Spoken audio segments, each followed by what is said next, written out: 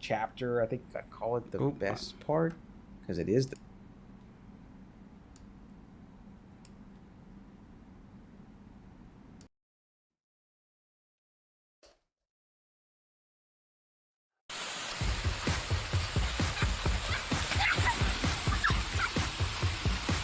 I told you. I told you. Down low. Low. Oh, he got hurt himself?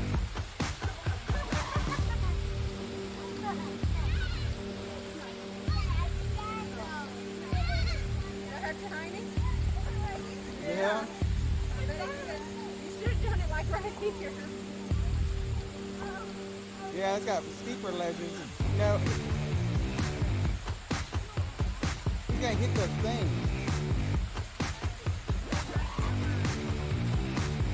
Okay, right there. Owen.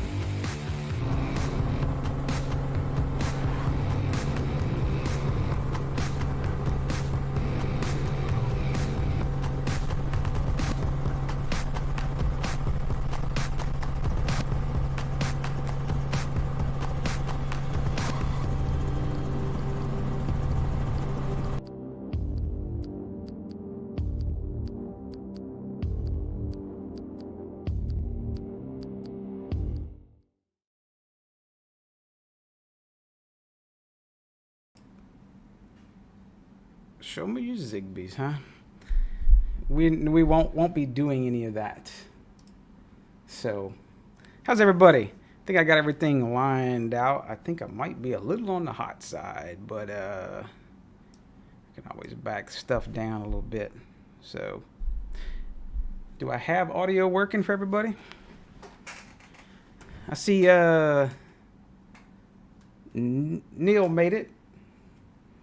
How's the second elevator? I guess I need to put it on live chat. No, I can't hear you. Okay, now you're really gonna just troll me and everything, right? It's under construction. So, we have it, like I said, we have a guest. And some of you may know him. So let me before I screw this up and make sure I got the audio right, and he may not have his audio right. We're just a bunch of damn rookies, right? So just bear freaking with us, right? All right. So, listen, we're not miracle workers. We're doing the best we can. So, it's fine. If we don't get it right the first time, yep. I think we should have you. There, look at that. See? Some people know, right? So what really happened, why, like some people say that he wasn't, around. He was really just stalking us the whole time. He was learning everything we did. And then the problem was he had lost a bet several months ago, and he shaved his whole beard off, and he was too ashamed to get back on camera until it grew back in. I couldn't show my face. I was just a monster. Disgusting monster. And I was really just waiting also for my time to strike from acquiring all the knowledge from stalking everyone. So. Yep. But I'm back, so it's fine. Look, and he did not lose the cup. He brought the cup. Never. I could never lose it. Now, I don't know if you know. I don't know if you were kind of kept up with Justin. Or Want More, as everybody knows in Discord. He made the new little 5-volt LEDs. Oh, nice. Yeah. So let's see. Let me bring this back over to. Let's see. Where is... This is uncomfortable. What's uncomfortable? The waiting. I'm just messing with you. Hurry up and wait, right? So I just find it on the little thing. I asked him for the link, and I got the link for his his LEDs. So it looks like he just has the render on there, but he does have the is that on the back side of there? So I hardly know her. What's that? Said render. I hardly know her. Oh, okay. I'm a little bit slow. Did he really hide that under the chip? Really? Is that what he did? Wait, let me see this. Oh yeah, there you go. Oh, under the module itself? Or is that on the? Well, this is on the back. Oh, okay, yeah.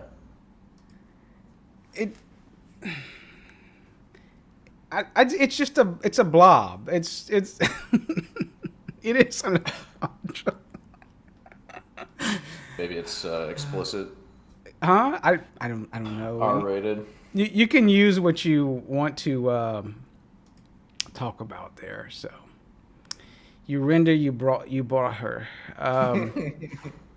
Yeah, because I think he had it on here too, somewhere. So I know he had the cool and stuff one. This was like the bigger one or whatever. So you can kind of see it over here a little bit, the LEDs. So we're all adults here. I haven't seen the royalty check from that name. Yeah, it's the same thing you'd want to put on a sign if you were really like trolling. And I don't know if y'all have the Captain D's seafood place. You know, like Captain D's? You're just making shit up. Captain D's, look, it's not. This is an elaborate setup for a D's nuts joke. Yes, it's. And I've actually seen a sign somebody had put like, you know, Captain D's and they put nuts at the end, you know, so I thought it was kind of funny. So. There is actually one. Oh, okay. Sort of funny, so I do know what you're talking about. Got you. It is not, in fact, an elaborate D's nuts joke. No. So, what else is going on? Look, I don't know how much. I guess did you catch up and know that Tasmoto, not Tasmoto. I'm getting it backwards. Martin Jerry had started doing those pre-flash dimmers and switches. Yeah, that's awesome. So I guess I'll start out with a little bit of news. I don't want to say it verbatim for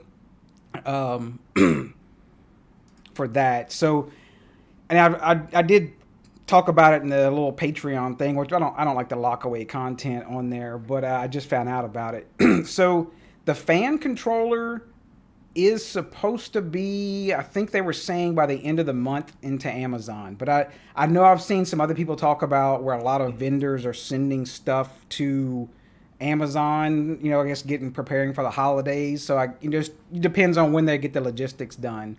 So maybe by October 1st that we'll see the pre-flash, their pre-flash fan controllers.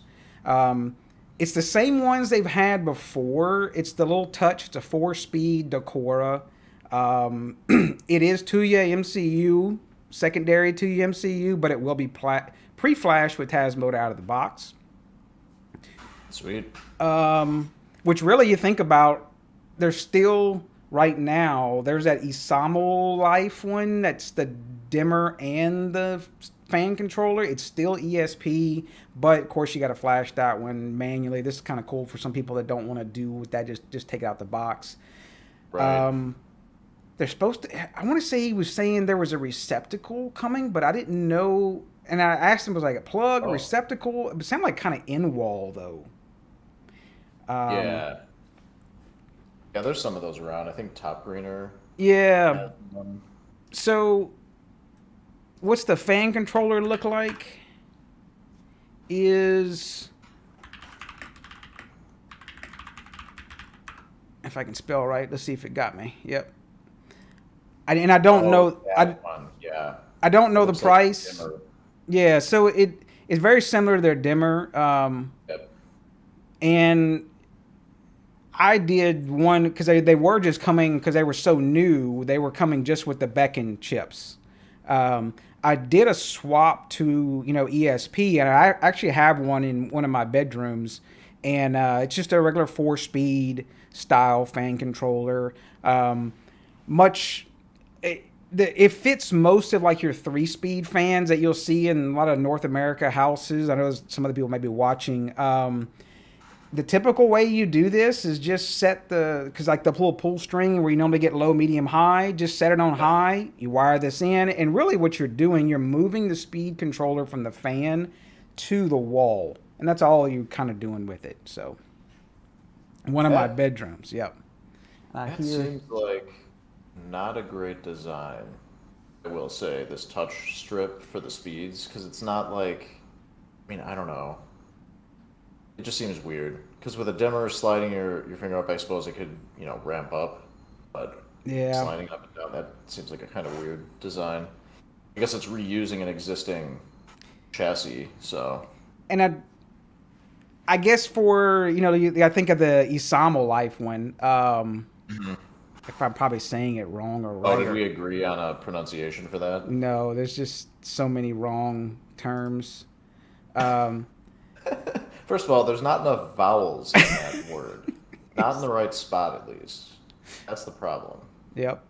Anyway. Isamo is almost like that.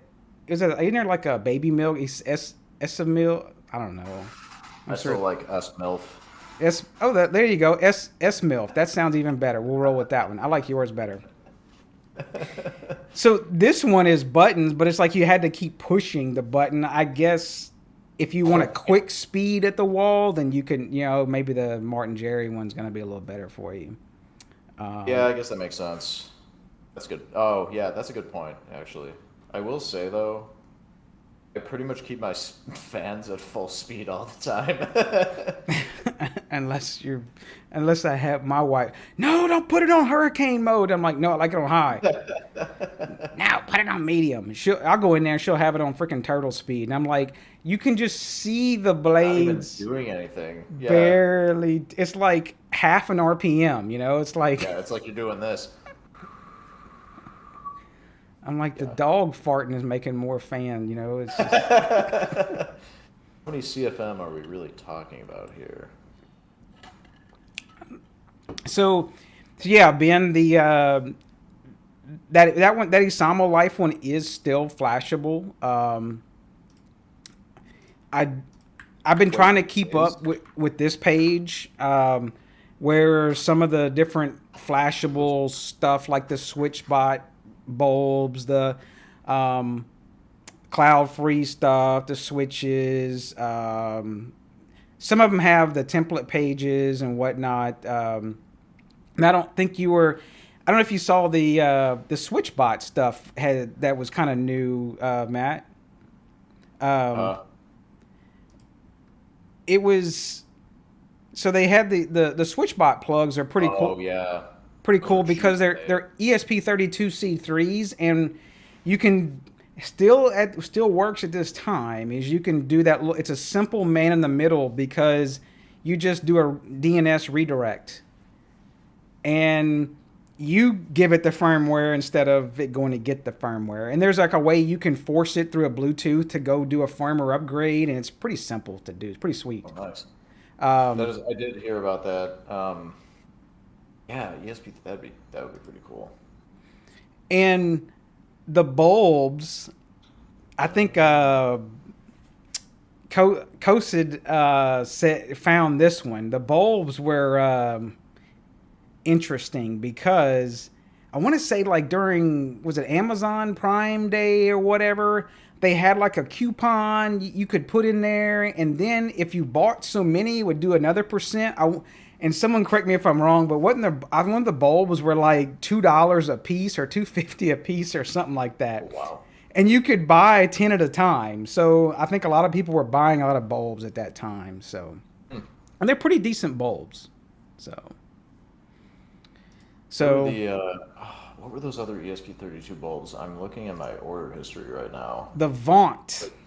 Yeah, what happened with those? They're still good. They're still out there.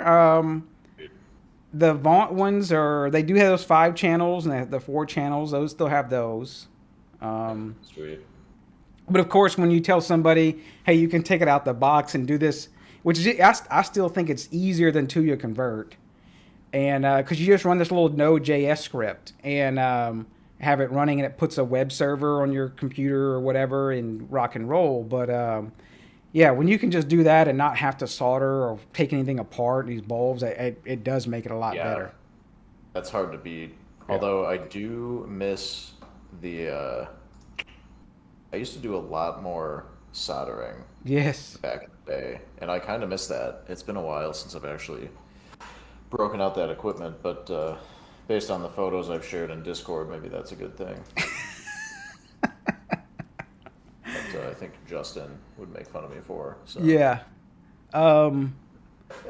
So I need to see if they're still on sale. I know someone's asking about recessed lights. Oh yeah. They posted or something. Yeah, they posted those. The Pete Me or whatever. Yep. Let me see. They are. You do have to do the chip swap on them because they come with Tuya Bluetooth. Oh yeah. Okay. It's the same ESP form factor. Yeah, I've done these are 6-inch. They are. Here's the crazy part. If I can stop shaking the mouse like an idiot, is they're currently. I gotta say the disclaimer at the time of the recording of this video. They're $30 for freaking 6. Oh. 6. Okay. Hang on. Let me take a look at that. This is what happens, Travis.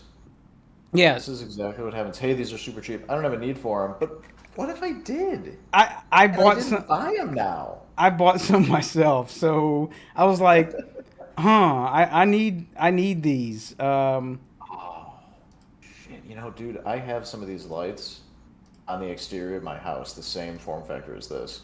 So this is Wantmore's pick. He took one apart, and they come with the BT3L module, but you can see it's a regular 12F form factor, and they're fairly, I would say, fairly easy to swap because there's not a whole lot next to them. I mean, look, these are all resistors for the color, and then you've got these down here. If you're careful, you can just let this thing fall off and solder on something else, and it's just that doesn't look like a problem. It's 2-channel PWM. I ended up putting the ESP32 C3 on them for the hardware dimming. This is the color module I did a while back. You can see it's a little different because it has the color channels on here, but it's going to be like the same type deal. Of course, there's more wires, but that one's just color CT, so it's warm white, cool white, and mix them and stuff. So. Sure. So, what else? Who else is talking? Those Amicos, flashable. Which Amicos? Yeah, Pete Me does sell the colored ones, and one thing I would be cool, but I think I dug around and found some stuff, but I believe they are going to be Bluetooth to you. And I want to say the Bluetooth to you, they did encrypted Bluetooth between their little hub. Oh, look at Justin. He's quick with adding the mini LED stuff. So, nice. So yeah, they do have a. I have them sitting over here. We can open up one if you want. I had nothing else really crazy planned. Let's see if it's the cache. Look, here you go. Oh, nice. So he does send them. I know I'm jumping subjects. He does send them with WLED on them, and you can just hook up a 5-volt LED strip to them. So they're pretty cool and stuff. Yeah, the Pete Me, Peta Me, whatever. Peep The me, color man. ones. Yeah, Pete Me. Pete Me. Is that like beer me? I guess. Um, so yeah, the price is not as nice. It No, it's is, not. It is yeah, not. that hurts a little bit. And you get a Bluetooth hub with it that can you can put Oh, I didn't even see that. Totally you worth it then. you can put Bluetooth in the cloud. Yeah, I love these vendors that move totally local protocols to the cloud. It's great. It's Yep. nice that you have that dependency. So I did have something to mess with, Sweet. and you've probably messed with these before. Oh Is yeah. Oh, is but that the cheap one? yes. So Crap I one? Oh, I think I it's know worth some it. people will say, "Hey, and I haven't really heard this, but I'll just say it anyway. Oh, he works for Martin Jerry and is a shield for Martin." No, I'm just for cheap stuff that works. But don't buy these. But For real. they made a Zigbee model. Well, they did? Yeah, yeah. Let me Wow. look. Let's see. So like I did Martin Jerry Zigbee. I didn't know they got in the Zigbee game. Did is there Respect, but not with that product. That thing is is it trash. out of stock and it's not showing? They have a smart circuit breaker? Come on. Don't do that. I I Seems want to say that's one they're gonna do with the, but that's I know some people are gonna pick. Well, that fits mine. That's DinRail. It looks like DinRail to me. It doesn't look like, yeah, it doesn't look like a US Yeah, breaker. so I don't. That's not gonna work well. Where's the Make freaking? it work. Yeah, we could just put in a DinRail. Could put in a DinRail box. It's cheap, right? Yeah, yeah, it's fine. Um, Inspectors love that. yeah, I'm sure they would. They'd be like, "What the hell?" So here, look, it's Oh, okay. two of them they're $25 a pop. Oof. Yeah, it's not surprising though. Um, it says no neutral. Is it say Yep, no neutral? it does. Yeah, on the box and the image. Oh, look right there in the picture, Yeah, Travis. yeah, right there in giant text. Um, it. I'm glad. Well, I'll just say a little quick backstory. No, it won't be quick. Um, is when I kept begging, not begging. Well, I guess you can say begging. I kept nagging Martin Jerry. Like, I really wanted to like buy a bunch of like because when the whole chip switch stuff started going, when they getting back in, I was like, damn, we're not gonna have jack. So I was like, hey, I'm going to buy a bunch of freaking dimmers and switches from Martin Jerry, get them to ship them to me, and I'll just do two-year convert on a bunch of them, and I'll, have a big stash of them, and I can sell them and, make a couple bucks off of them. Nothing crazy, right? Sure. But Yeah. then I started doing all the numbers and everything, and I was like, I just don't have time for that. So I said, look, can y'all just make Tasmoto ones? And because they kept asking me, well, hey, like with Beacon and the other chip, is there we all can do those chips instead? Now, well, there wasn't those open Beacon, and there's that is that Libra Tuya or whatever now, and those are Yeah. kind of getting there, but I was like, you just can't beat the longevity, I guess the how long they've been developing like ESP Home or Tasmoto. And I said, is there a way y'all can just throw a damn module on it? I mean, it'd be great if you could do ESP32C3 as well. Oh yeah. But, and then they 3 or 4 months came back and said, hey, we're ready to go. And can you send us a firmware file? And I was like, sure. So I did like a little user module template in it. And I sent them the user config file for Tasmoto. Yep. Send them the docs on how to compile their own. They did their thing. Boom, they popped up. So I know they've sold out like 2 or 3 times. Because I'll have people that'll be like, hey, there's no longer in stock. And I don't think that they're that much more. Or they're about the same, I think. They are the same. So the OG dimmer is, I think, the same price for single, but for the 4-pack, they don't give you any savings. Ah, So it okay. is $80 for the 4-pack. Yeah. So I guess it's easier to buy the the just single pack or whatever, right? Well, it's the same price regardless. Yeah. The same unit price. But yeah, I mean, the fact that they did that absolutely blows me away. I mean, that's super cool. Yeah. I really thought that they were gonna have to make like a Jerry Martin or something, Oh, yeah. Jarton Mary. I, but I don't know if you've ever if you search for Tasmoto on Amazon, I guess it must pick up stuff from the comments. It's kind of funny the stuff you get. Yep. Yep. Switchbot. Yep. Oh, this plug is gone. This plug used to be $30. Yeah, that thing was really expensive. I mean, it still is, but I still love the S31. They're just $7 a pop, by the way, people. So oh, I know everybody's S31'd out. I've bought a bunch of S31s over the years as yeah, well. but you can always use 2 or 22 more, Travis. Yes. So, the other one that has been working well. Yeah, look, Mark even says you can never have. Is it the S40 Zigbee? Those aren't bad.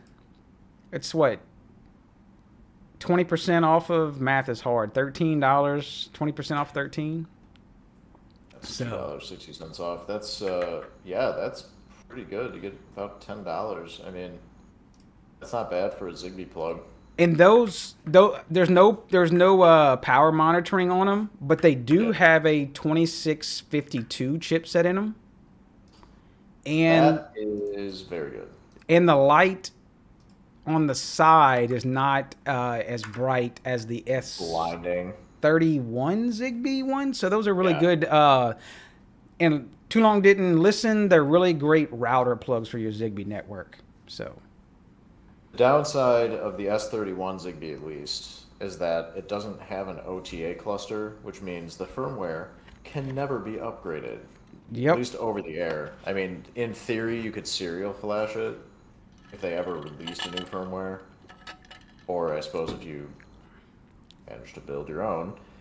But I wonder if it's the same with the S40, if they didn't bother with the OTA cluster. But then again, I guess it just means that their firmware is perfect. You would never need to upgrade it because it's already perfect. There was a thread on Zigbee to MQTT that one of the guys from Sonoff IT, they actually have started a OTA server and started. They shared I want to say it was just one firmware right now. I want to say it was off of the like Zigbee mini relay switch right now. Okay. So yeah, Is that on GitHub? You Huh? saw that? Zigbee Z2M's GitHub? Is that where you saw that at? yeah, I want to say I saw it on like the. It was on. I don't remember if it was on. I know there was some there's I probably can't find it right now, but I know it was in one of Koenig's projects of some sort, whether it was like his Z-Stack firmware or something. Or Oh, okay. I know Got it. he's got like Zigbee Herdsman, he's got Zigbee to MQTT, and then he's got the Z-Stack. So he was in there somewhere. And then they did like an OTA server on there. So. Oh, look, so Byron's talking about, they talked about it on ZigPie as well. So okay. I thought that was pretty cool. And I was like, hey, they're coming around maybe a little bit, even though they did screw up on that NS Panel Pro. So. Oh, yeah. I haven't had the displeasure of using one of those. Well, it runs like an old version, like Android 8. And Oh, really? it's supposed to have a Zigbee hub. It's not meant for us. I'll just say that. It's not meant for us at all. It's meant for a home where like you use their switch panel thing and do all your IT devices in the cloud, and then you have it on, and that's the hub per se. So, and the coordinator. So, I gotcha. not really meant for us. Where else was I going with? What was I going? Oh, so we talked about. We jumped back and forth. What was the other thing? Somebody was saying they had trouble with the S31s as routers, which is interesting to hear. Yeah, someone was saying that there was had some issues. There was someone else I saw in one of the comments having issues with the S31 with Aquaria sensors, and I was like, that's really common with Aquaria sensors. They are a little picky from what I've seen. I don't have too many of those on my network. I've heard they're very picky, and they're also a little sticky, I guess, too. Yes. They don't really change parents frequently, apparently. I have like one on mine. Let's see. Actually, pulling mine up too. Yeah. So I've got one on it stays in one spot outside, and it's fairly. I used to have to pair it like once a month, and haven't only had to pair it about maybe every 3 or 4 months. I'll notice it'll go unavailable, and it's just really? Yeah, it's just weird. Not sure why. I have. Let's see. I've got a 70 device Zigbee network, and 6 of them are Xiaomi. Look, Mike. You know what I really like? What's that? Michael S. was saying the S40 works damn well with the Aquaria, but he couldn't get the S31 to work with it, which is interesting. Yeah. You know what I really like from Xiaomi? However you pronounce that, I'm probably butchering it. Xiaomi, I don't know. I screw it. Don't ask me. Yeah. Okay. They have a light sensor, a battery powered light sensor. Ah. I really like those. I have one on the eaves on the back of my house, which faces east, and I use that to determine outdoor light level for automations for lighting at night, like when to turn on the inside lights. Ah, okay. Yep. Pretty handy. But yeah, I really like that product in particular from that manufacturer. I don't know if they're still on sale, but there was what was it, Philips Hue Outdoor? They had those like on this fire. Oh, the motion sensor. Yeah, that motion sensor. They had it for like $30 or something. Wow, the outdoor one you said? Yeah. Oh, it's back up. That's a pretty good deal. Yeah. I will say the OG Philips Hue motion sensors have this weird issue on Zigbee networks other than a Hue hub, where it will. Oh, let me look this up because I think it's like a long-standing issue where it will attempt to send like a motion message and it just won't get through. It thinks it doesn't hear back from the coordinator quickly enough, so it thinks that like it doesn't get an ACK quickly enough, so it thinks that it's disconnected. And then it glows red, and then it'll start working again afterward. But yeah, I gotta look up the specifics of that because that's weird. I don't actually have any of those motion. He's got a newer firmware. What are you talking about? Another Matt Catman talking about newer firmware. Yeah, what is that? On what device was he talking about? On my Zigbee? Yeah. On the Aquaria. Oh, on the temp sensors. Is there one on the temp sensor? I guess maybe they don't have it on the OTA.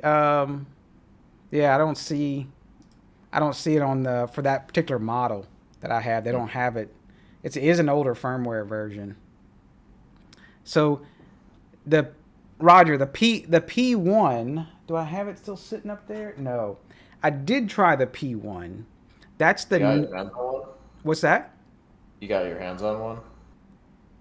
The FP That's a microwave that sensor, right? Oh no, or is that the F1? FP1. That's what I'm thinking of. Sorry. This?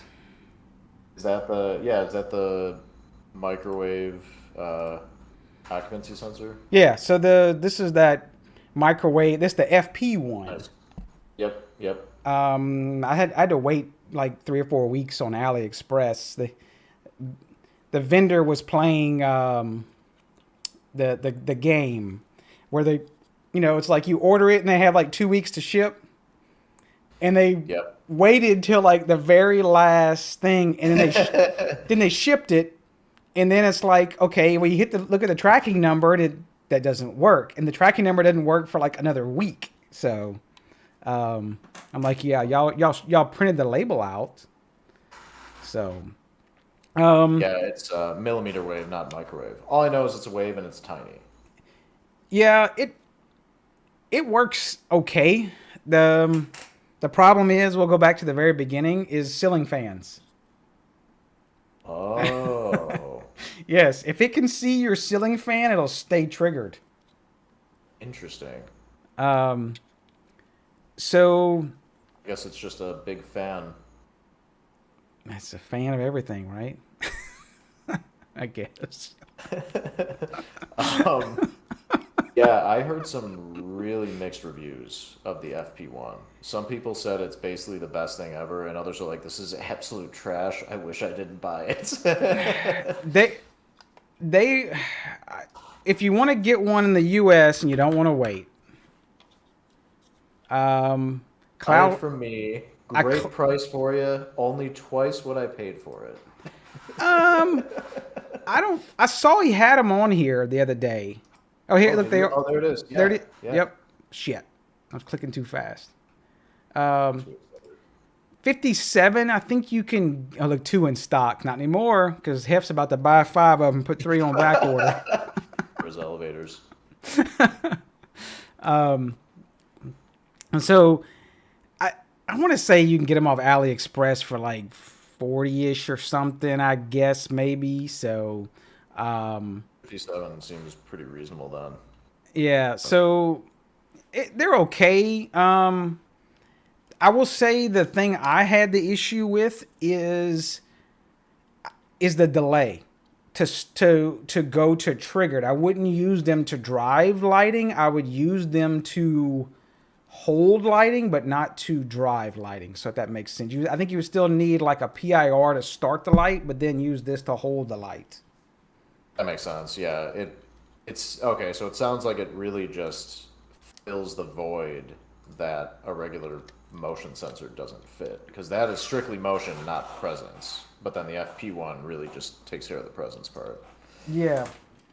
I almost wonder if somebody might make a combination PIR and millimeter wave sensor. I think So they were one just, can- someone was just talking about that, is I've seen a couple different DIY ones, and I think Oh, ended up, what's his name, from one of the other made one, kind of off of this. I remember seeing this sensor. This was back early the beginning of this year. sweet. I didn't see this. Yeah, so I saw this thing, and it's basically, I think that like everything smart home kind of made his own board of kind of this. And it's a sensor from DF Robot, I believe. Yeah, the DF Robot SIN 0395. Okay. But I think he sells them for like $50 or something like that. And Not bad. I'm not sure if he has them linked in here or not, or if they talk about them. This is a long thread, so there's like 460 posts. So Just found it. Oh, interesting. Okay.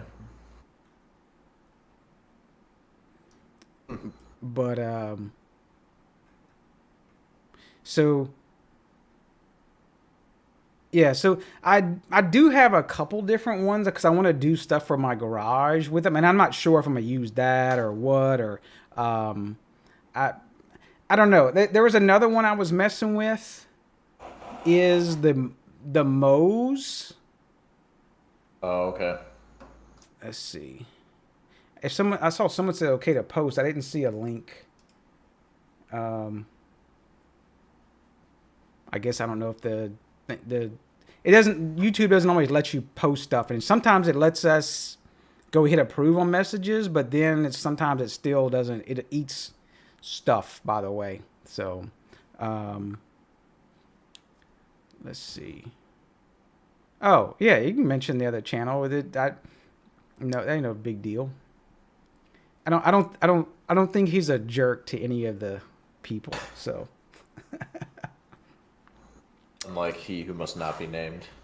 I will still pick on everything smart home and his Taco Tuesday faces, but I will. That's just the tech stuff. This is not a kids channel.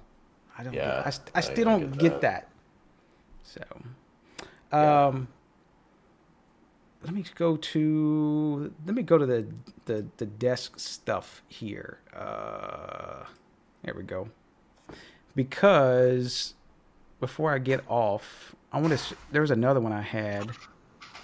At least turn the camera off if you do that. What's that? You gotta keep up. Oh man, I'm shuffling too many things, man. You gotta keep up. You said something about getting off. I said, well, you gotta turn the camera off if you're gonna do that. Make sure I still got audio from everybody, because I flipping mics here. So, oh boy. There was another one I was messing with. Is this one this is a 2-year one, but it's made by, I know it's a rebrand of Moe's. Okay. And it's another microwave presence one. They in the box, they send you. Yeah, see, there's like the Moe's human presence sensor. Does it say the gigahertz? It just says 0.3 to 9 meters, default distance 6 meters. This one's the Zigbee model. They give you this 12-volt power supply that runs off of, I think it's a regular switching power supply. Yeah, so it's 100 volt to 240 volt. I do have it just on a regular bench power supply. It uses 0.03 amps at 12 volts. It works pretty decent. And I mean, I'll pull up the page on it. There's a lot of configuration stuff on it. I want to kind of see. This one's made to go in the ceiling though, like a downlight. I was just about to say, is that a flush mount deal? Yeah. So Purpose nice. I could see that working out in in a bathroom or something where you really don't have somewhere to mount a sensor, but you really need access to like the attic or to run something in there. Yeah. So, but before I get it, I'm going to show I've seen pictures, but not till I saw this in my hand. Don't buy these. This is You know what I will... Huh? No, I was going to say, you know what I will say, though? I give them credit because it is one of the smallest smart switches I've seen. Yes. Like, as far as the case. Now, you know what's nuts, though? That 2-button and 3-button switch by, I can't remember what the name of that manufacturer is. That's even smaller than this, I think. Which is just crazy. Yeah, like Sanya or something like that. I've had it on somewhere. Saya or Maya, I can't remember, but yeah, it's I can't believe how thin that thing is. But anyway, yeah. I'm assuming you've opened these up, haven't you? Yeah, I did. It's the Wi-Fi model, right? Yep. And nothing too surprising. It's just the button is just awful. There's like basically no feedback. Yeah. And if you tighten it too much, like even slightly too much, it doesn't even really click anymore. Like tighten it on the box. Some people complained about that reset button. Yep. Near the base of your hand. Some people complained about that being triggered really easily. Yeah, I mean, is there another screw in here, or is it just pop in? I think there's that single screw, and then it's held in with those clips. So yeah, I think you can pry it out. I'm not breaking it. I was gonna say, or you could just snap it.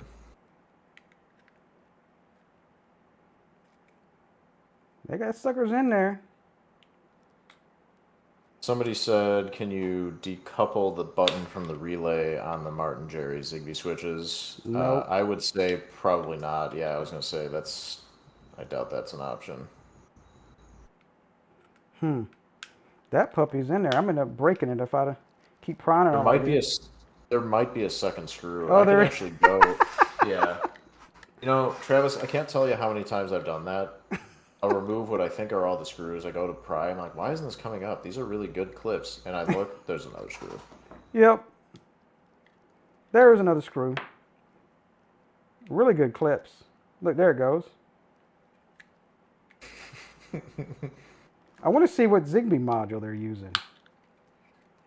Oh, I didn't even think about that. I'm assuming it's one of those 2-year ones or whatever. Maybe, what does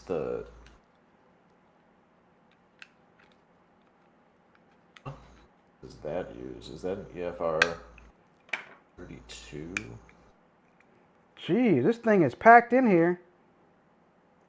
Oh yeah, the at least one of the 2-year modules uses an EFR 32. That is Silicon Labs. Yeah, that's SI. Yep, that's SI Labs. Yeah, so that's Anyway. there's probably the same deal. Looks like the little power supply board. Yep. And you got basically the TYW2S in Zigbee form. Is it Let's ZB2S? see. ZS2S. Okay. ZS2S. Let's take a look. And It is an EFR 32. Yeah. That's the SI Labs. they're using a 16 amp relay, but it does say 10 amps. Yeah, it does say 10. I'm probably guessing because of these terminals they used. Oh, that makes sense. Yep. And that was really the first thing I saw. I did not like these terminals. I was like, ugh, they just don't look to be that great. Yeah. But I guess where the story, which I went way off something else, is when Martin Jerry was talking about doing Tasmoto pre-flash, they wanted to do these in pre-flashed. I was like, no, Please do no. not. Please no. Do not, because I will not cover those. I will tell people not to buy that. Like, make the You know what? original. Yeah. And you know what? That module right there, the ZS2S, that was the other reason the Switch sucked, is because it never came with an ESP. Yes. So you had to do a swap to a TYW2S, Yep. TYWE2S. And I feel like that's more difficult than doing a transplant with the regular 12F form factor. Yep. I mean, I don't know. But yeah, the fact that it didn't come with an ESP and it just is not great quality, I'm like, this wasn't worth it. That didn't stop me from transplanting TYWE2S on it, but I didn't love it. Yeah, it just not really worth it, to be honest with you. So I'm glad that they listened and just did the original and that OG dimmer. Yeah. I know some people. Well, we're jumping back on subjects. I want to say this is the sensor here, is the DF Robot sensor Oh, okay. that they were talking about that he put on that board. That was that little module you saw Yep. on that thread back from January. And I think he just put these all together on one little board. That's kind of cool. So yeah, so that's what, if I can get, I got this on Super Zoom. So, so it's got the little, I call them the radar sensors on that side. And then you've got, I want to say it's a type of serial comms, I believe. I remember seeing that on the that ESP home thread. So Yeah, so someone was saying, Roger Montgomery said he did a PIR, presence sensor, and Bluetooth in one module. What was the Bluetooth aspect, though? probably just probably ESP32. I think there was a. Oh, okay. I think he did that SHT temperature sensor as well.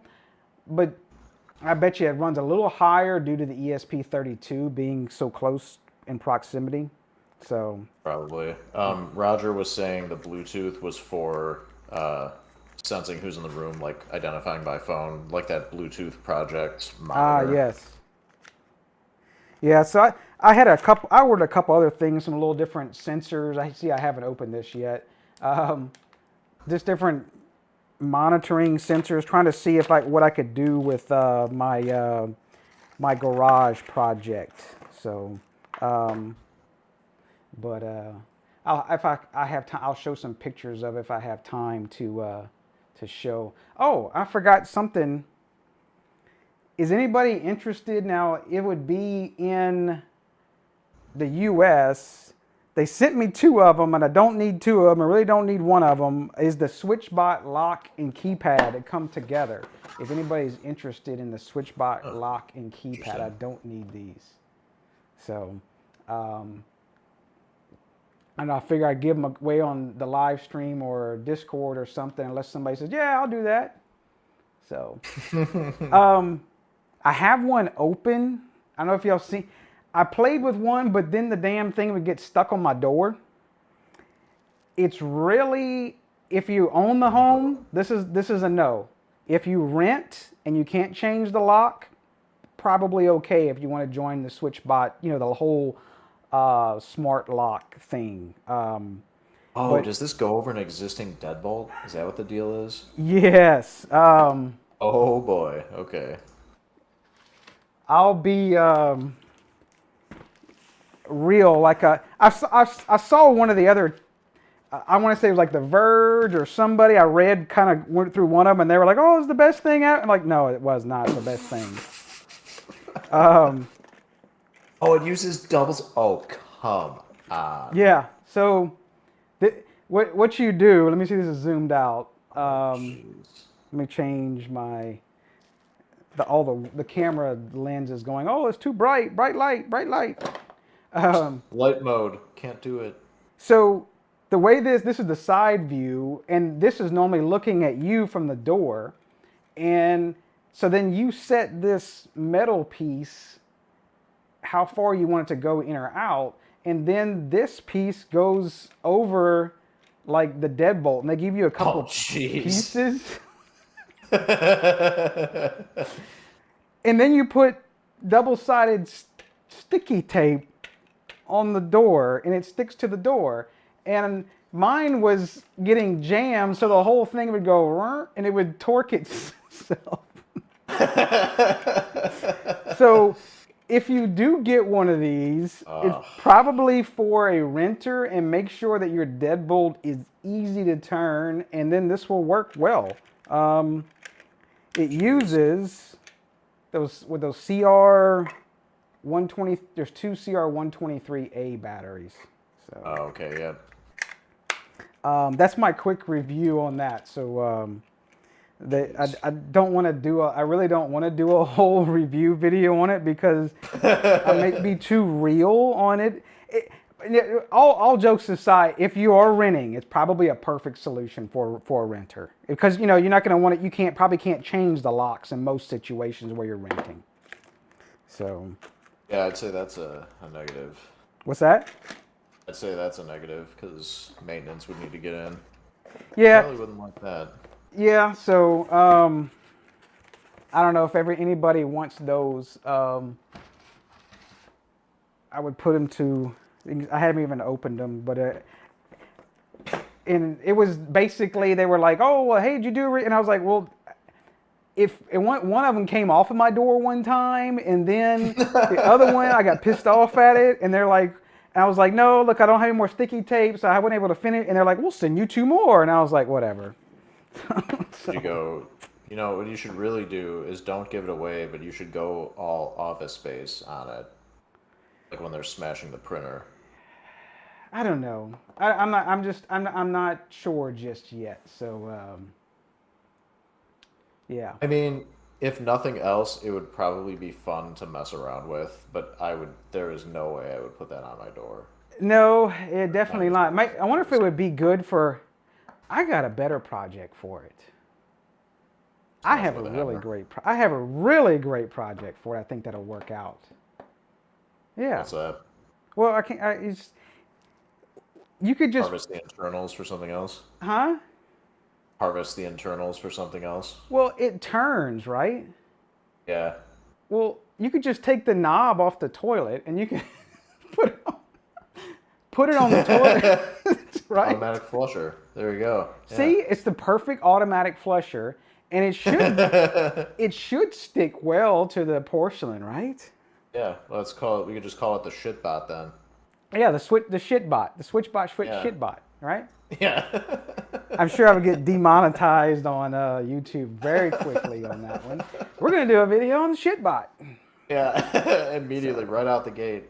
So I don't 2 know. minutes, Travis. 2 minutes. Yeah, so That what it I don't is? know. Maybe I will mess with it and stuff, and then maybe I'll just do it in the swap shop on the something in the Discord or something like that. So, yeah. So what else? No, Travis, I notice you don't have a drink. Oh, I do have. I have. Look, I have 2 drinks. Oh, you do? Okay. See, look, I have 2 drinks. Okay. So this camera's going right. All right, there you go. Would it be rude? Would it be rude if I turned my camera off for 30 seconds to go grab another beer? No, is go that, ahead. Is that unacceptable? Go ahead. We can have an intermission, right? Oh, sick. Okay, I'm gonna grab 2 then. All right. Try not to miss me too much. So, what was? I know there was other people talking about in the general. They were asking about routers, and if you have, I talked about this shortly on the last live stream a little bit. This is what I do plan on putting in for I currently have an Edge Router 4 right now, and eventually whenever AT&T decides to offer us service from the new lines they put in, I'll switch over to this. This one has 4 2.5 gigabit Ethernet on the back of it. It's the Intel i226, I believe. This is a Celeron N5105. You can get them. I'll post one of the links, and it's not any affiliate link or nothing like that. So it's like whatever. But I just thought it was a cool thing. You can get these off of AliExpress. I want to say like 160 right now. But I do recommend, I'll open the bottom of it. Do not buy the RAM and do not buy the NVMe storage with it. And you can run either Pfsense on it, Opnsense on it, and it's like, I want to say it's like an 11th gen processor, the Celeron. Now had some Crucial. I put 16 gig in it. Let me make sure we got focused. Yeah, we're good. So I threw 16 gig in it of DDR4, and I want to say I just had this little cooler. I went ahead and probably it's overkill. I want to say I threw this like a 250 gig NVMe, way overkill, but you can't really find some of the bigger brands in the, like in 128 or whatever. Just nobody's messing with those anymore. But it's a fanless router that run Opnsense or Pfsense, and it's 2.5 gigabit routing, and you can do like physical, instead of doing VLANs, you can do physical routing across them or whatever you want to do on it. Pretty slick. So that might convince me to finally switch from my Edge Router X. I had been toying with the idea of doing Opnsense. I am just not looking forward to transferring over the firewall rules. That's what's really going to be a pain. Mine is doing the. I'll find the link that we talked about this earlier. He posted one of not the exact. There's actually a little cheaper one. It doesn't have as big of a heatsink on it, but it's by Top Ton or whatever, and you can even see, look, I get 0% commission at the top. So this is not a commercial for them by any means.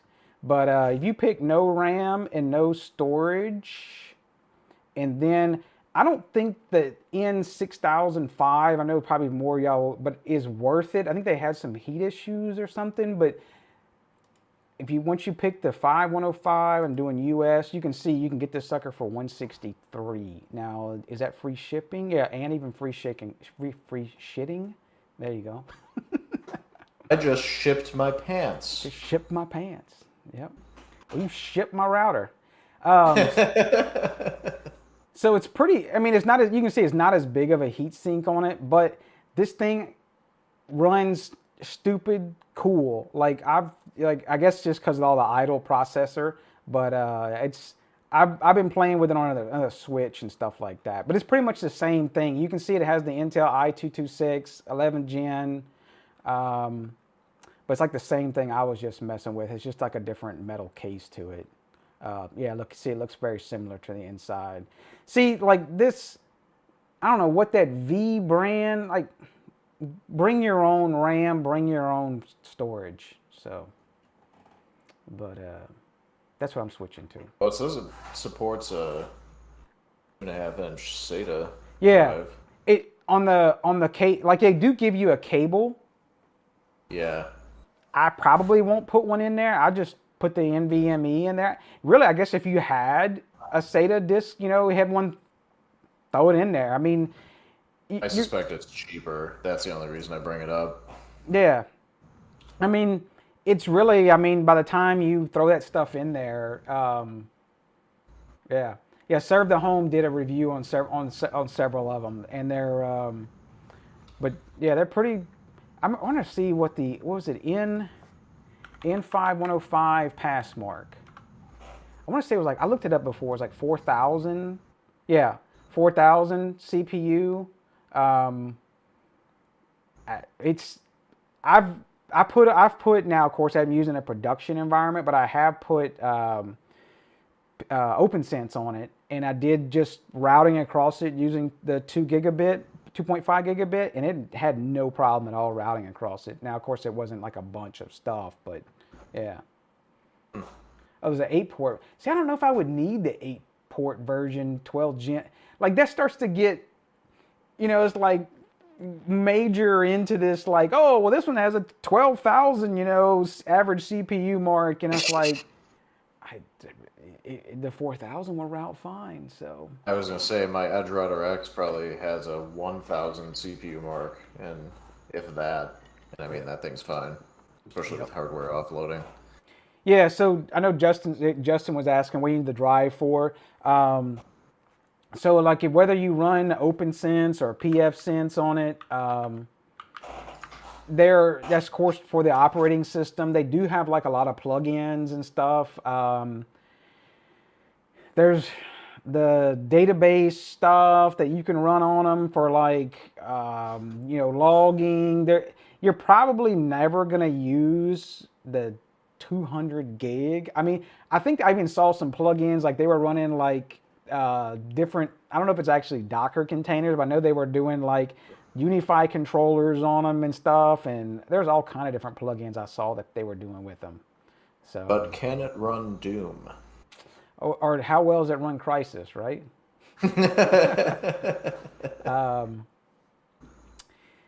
So that's the big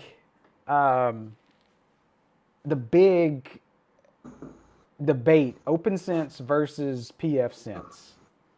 I tried them both. When I ran Opnsense for probably 2 years ago, and I ran it, I did the stupid thing when I had a bunch of people in the house, and I did an upgrade, but then they wanted to back something out because there was an issue. Travis. And I said, screw it, and I just threw my Edge Router 4 back in. And, well, that was 2 years ago, and I haven't put it back in, but I think it's time for me to, go back to Opnsense. You know, now I did try Pfsense, Opnsense, performance-wise, they were about the same. Switch, and but the layout of Opnsense, I liked it better. The GUI and stuff. So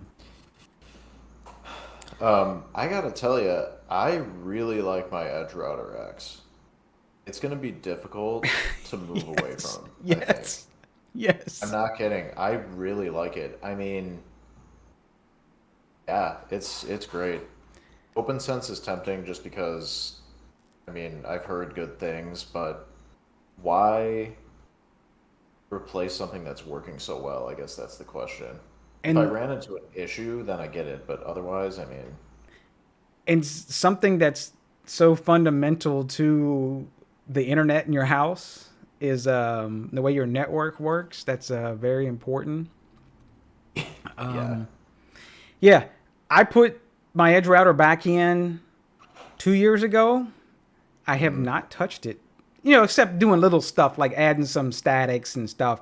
But I have not really touched it. I have not had to fool with it in the past 2 years. Yep. And the Edge Router X is so cheap. I bought a spare just in case the one that I have fails, because then all I need to do is plug it in, upload the backup, and done. Network's back up in 10 minutes. You sound like me on the Aruba S2500. Yep. Is not that price. No, that is not the price. Is it S2500? I think so. That's the Switch the cheap Switch, right? Yeah. Now they've gone up. They've gone up a little bit. I think I got one for like $120, and then I got rid of like all of my switches and went to just this, and I was like, and then I realized one day I was like, wait, all of my eggs are in one basket, and I don't have a spare. Yeah. Single point of failure. And you can't just really go down to Walmart and go buy Yeah. a 48 port PoE plus switch to throw back in your house. I don't use all 48 ports, but so I ended up buying a spare, and I use it for like doing like a test network stuff and everything. So Sure.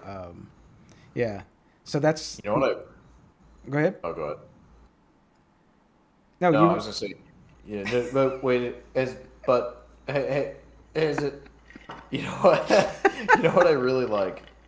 I tried out a 16 port Unify switch that was PoE plus. I was just kind of curious. I'm like, I don't really like Unify that much, but let's see.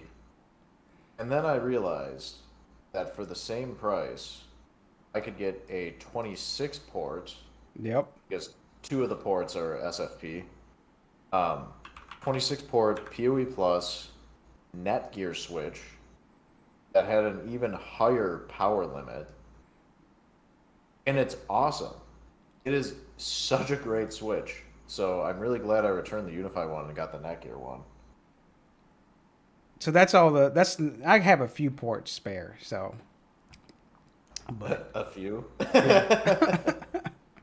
look, 1, 2, 3, 4, 5, 6, 7, 8, 9, 10, 11, 12. I got 12. So I'm using 36 ports. Oh, well, I'm using 3 of these over here. So Mark R said he doesn't like the Netgear interface. I will give you that. It's Yep. not the best, but I will say it's also one of those things that I'm like not in ever, unless maybe I need to add a new device and change a VLAN or something like that. I mean, I can't remember the last time I logged into the Switch.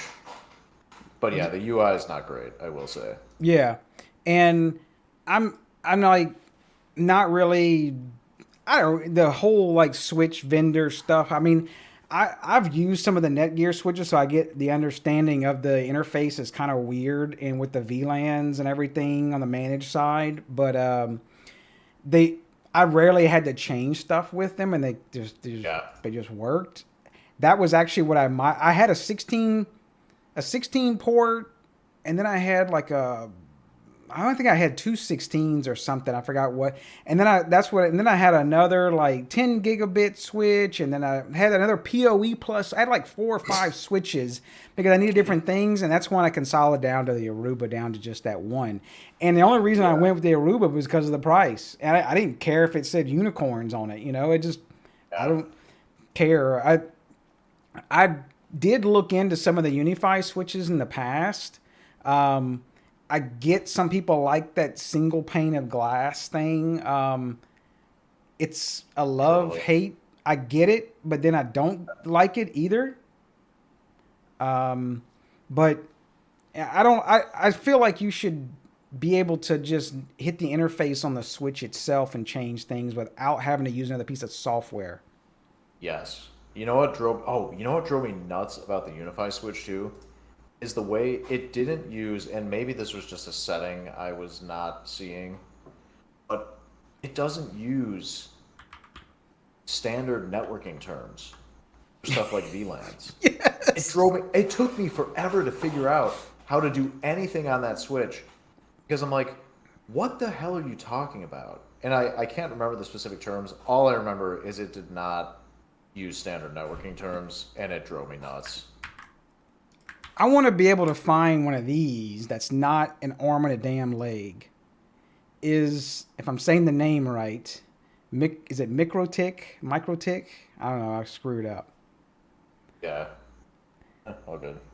That one's pretty. I've messed around with some of their with one of their. Huh? Wow. That's crazy. What's I'm that? just looking at the title.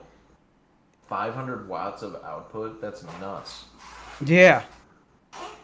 Not that you probably need them, but it looks like they're on Amazon every once in a while for $574. I know Baltic Network has them sometimes. You can see I've searched for them before, but they're $465 for a 24 port. But yeah, it's another pretty decent switch, but I can't find them anywhere. That's the only thing. So, but Are you subtly implying that you could afford that? I would like to, but you know, I don't know. It's like, hey, is I have the Aruba one, but is like, do I need to go to something a little newer? I mean, because it is like my whole basis of my network. So, Yeah. I don't know. We'll see. Ray Cruz said their interface is really bad. Again, I don't know if I'll say it's bad, but it's very weird. Yeah. Again, I guess it is one of those things, like how often are you really touching it, you know? Yeah. Don't take that question out of context, by the way. They're keeping up.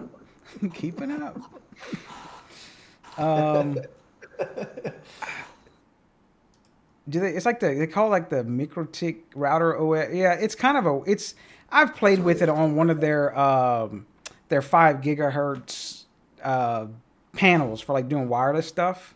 So. Oh, okay. Yeah, so they do. I think they have a console or whatever, but I can't find a picture offhand. But is it? They have some.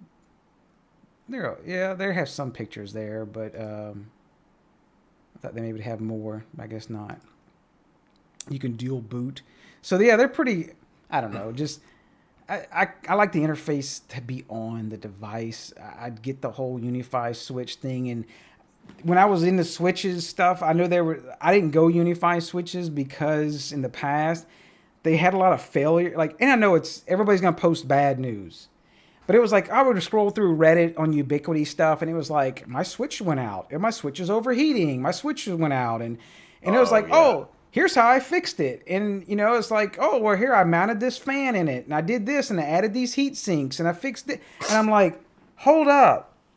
Y'all are spending like $600 on a switch, and then you're opening up to void the warranty to add some fans on a brand new switch. I don't get this. Yeah. Now, yeah, If it was $100 on eBay and then you were fixing it, okay, add some fans. There's no warranty. So Put some LEDs on it for all I care. yeah. You know, I thought you were gonna say, "Oh yeah, mine was overheating. Here's how I fixed it.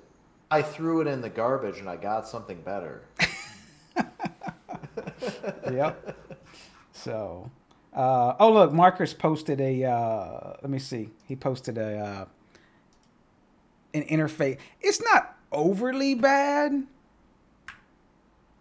I mean, Ooh, I mean, it looks dated, but I guess it's not.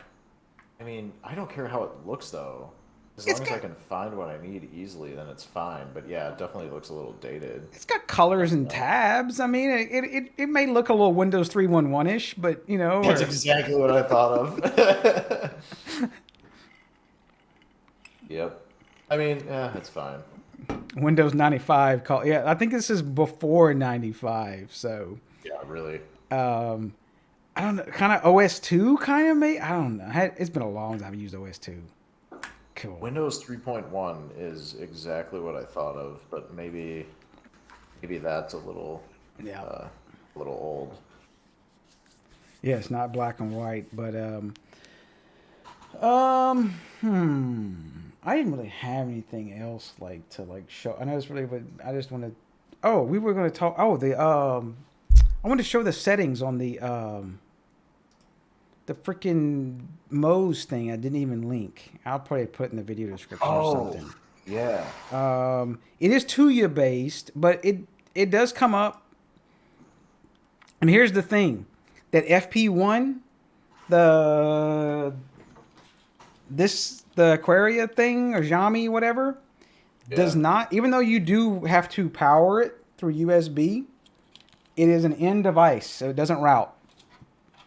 Interesting. The Mo's one, as you can see, it routes. Well, I guess the 2U one. But it had the here's the settings on it. Oh, wow. So it has like this target distance, radar sensitivity, minimum range, maximum range, detection delay, fading time, and then of course link quality. Oh, and you get Lux. It does. Oh, it has. Oh. Yeah. Okay. Yeah, you got to post a link to this. I want to check this out. I might grab one of these. Do they even have them on Amazon? Mo's. Let's see. Mo's. Does it have the ignore ceiling fan setting? I don't see it on there, but I see Mo's. If it's on Ali, that's fine. Yeah, we can put it over there. I know, like this. See Presence. I like that form factor more than the Akara one. It's $65. They did send it to me. I love the picture of the chick they have here. What is going on? Oh, jeez. Wait, she has a gun? What? Oh, shit. What the hell? Yeah, she looks like a real hardened criminal. Yep. Oh, yeah. Yep. That's a simple, safe dude's wife. No, it's not cheaper. So she has a bag of money. The Batman. Wait, seriously? I don't see that because of your. Oh, I'm sorry, my big head's in the way. Oh, that's funny. Oh, that's amazing. Of course, some is sticking out. Yeah, and it's $100 bill. Oh, and the crowbar up here too. Yeah. Yep. Yeah.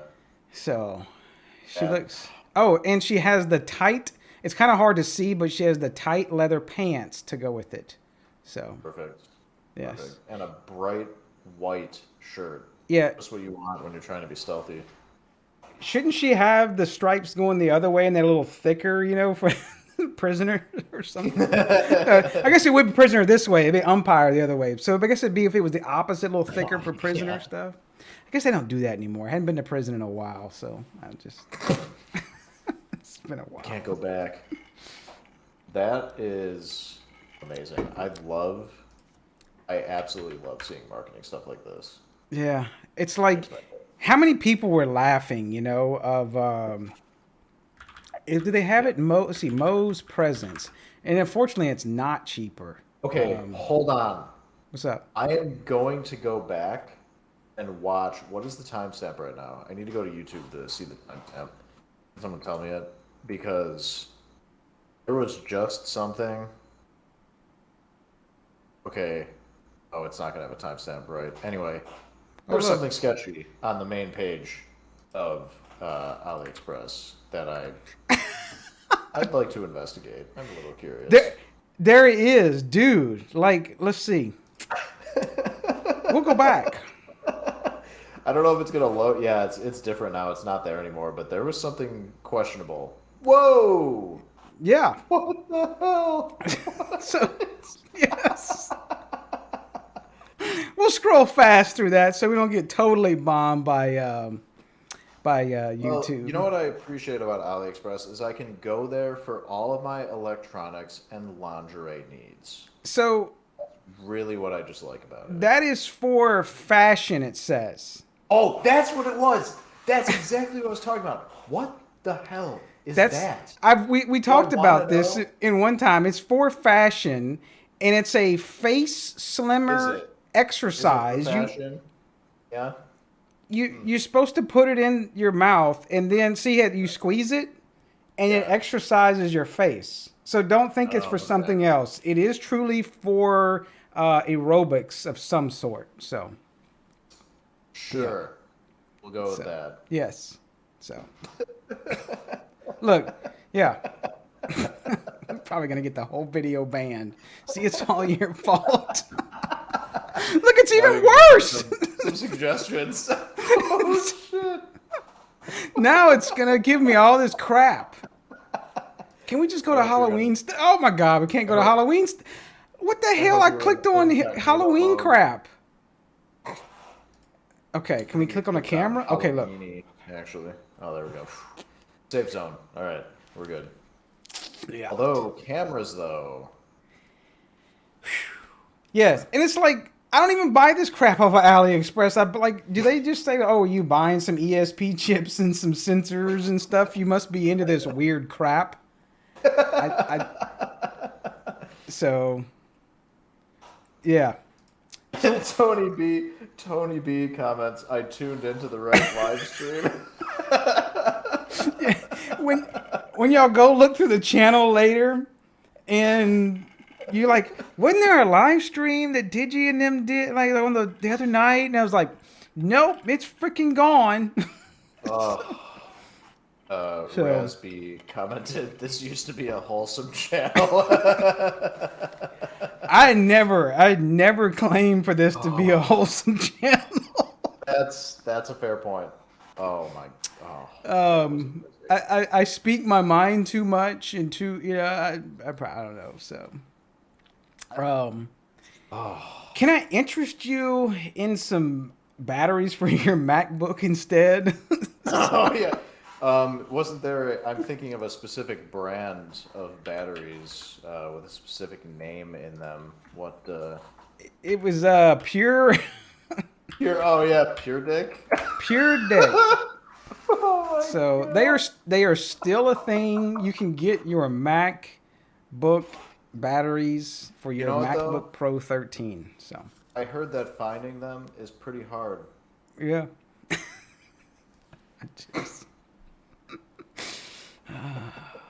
Just throw me the softball there, right? So More of a hard ball. yeah. Really. So do they still have the Ligma ones? Oh yes, I bought like 3 boxes of those because I just thought that was so funny. The Ligma ping pong balls. Look right there. Someone's searching for them. There they are. They're still there. Okay, perfect. Yeah. Yep. So Christmas is coming up, and you need to spend your money, and I get there's so much of a referral fee off of $6. Oh yeah, you're loaded by now, I'm sure. Yeah, I could get me a McMansion. They are You get out of there like hell. They are great. Well, I have them up. Oh, look right here. See? Look. Oh, we got to change the view, right? This one. See? You get Yeah, there you go. the Ligma, and they're great. They're little ping pong balls, so they're excellent stocking stuffers. That's perfect.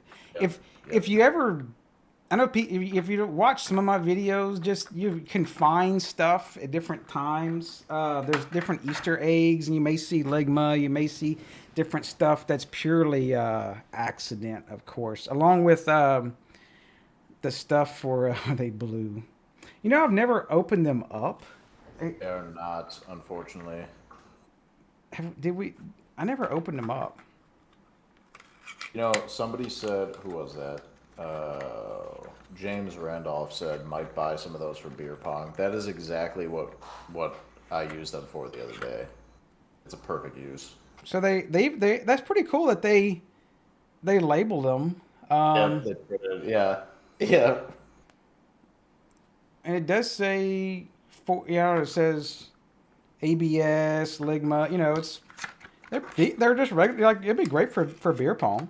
So. Yep, that's exactly what James Randolph said. So. What are we drinking over there? Oh yeah, sorry. I unintentionally did some product placement here. Sierra Nevada, easy little thing. There you go. Very good. It's very good. So yeah, they do. Look, if I would have paid attention to the other picture, it shows the actual ball. So, but they're not. I love a good ball pick. Yeah. I will just say that. So, no reaction. Huh? Whatsoever. No reaction. We're just gonna go by on that one. So, I did want to invite me again. I know.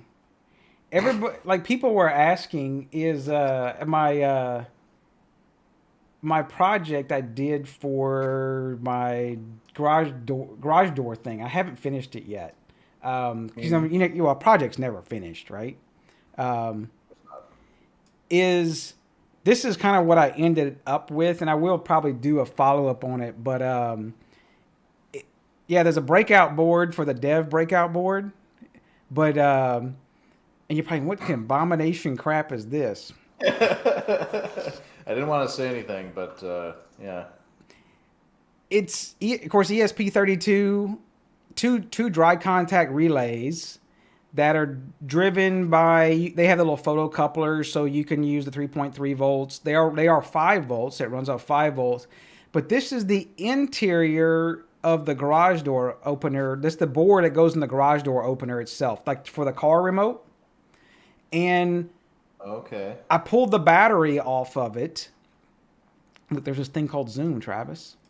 I pulled the battery off of it because it's a 3.3 volt coin cell, but it runs off of 3.3 volt off of the ESP chip, so no battery.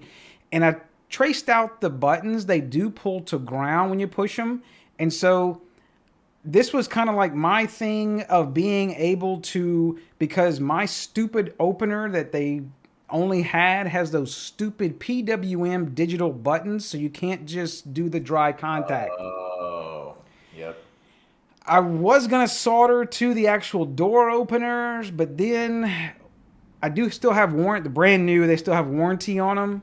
And I was like, I could buy a new opener for $30 off of Amazon, pair it up. If I smoke the opener, it's just wireless. Well, then I don't smoke the door. I don't smoke the opener. I don't have to get, it was a lot cheaper. So I just chose to do, and I could put this anywhere as well. So yeah, that's what I did. It works well. And then I mounted 2 reed switches to it as well to make my doors fully local, because my queue has a delay and is down a lot. So, but I think I missed something. What was the point of this instead of using a Shelly on the opener itself? If I could have done 2 Shellys. I have 2 doors, so that's the one thing. Oh, okay, got it. I could have done 2 Shellys, but then I was like, later on I do want to do with some of the little distance finders or time of flight sensors to see if the cars are there. So I wanted more GPIO pins. And I wanted to kind of have one unit.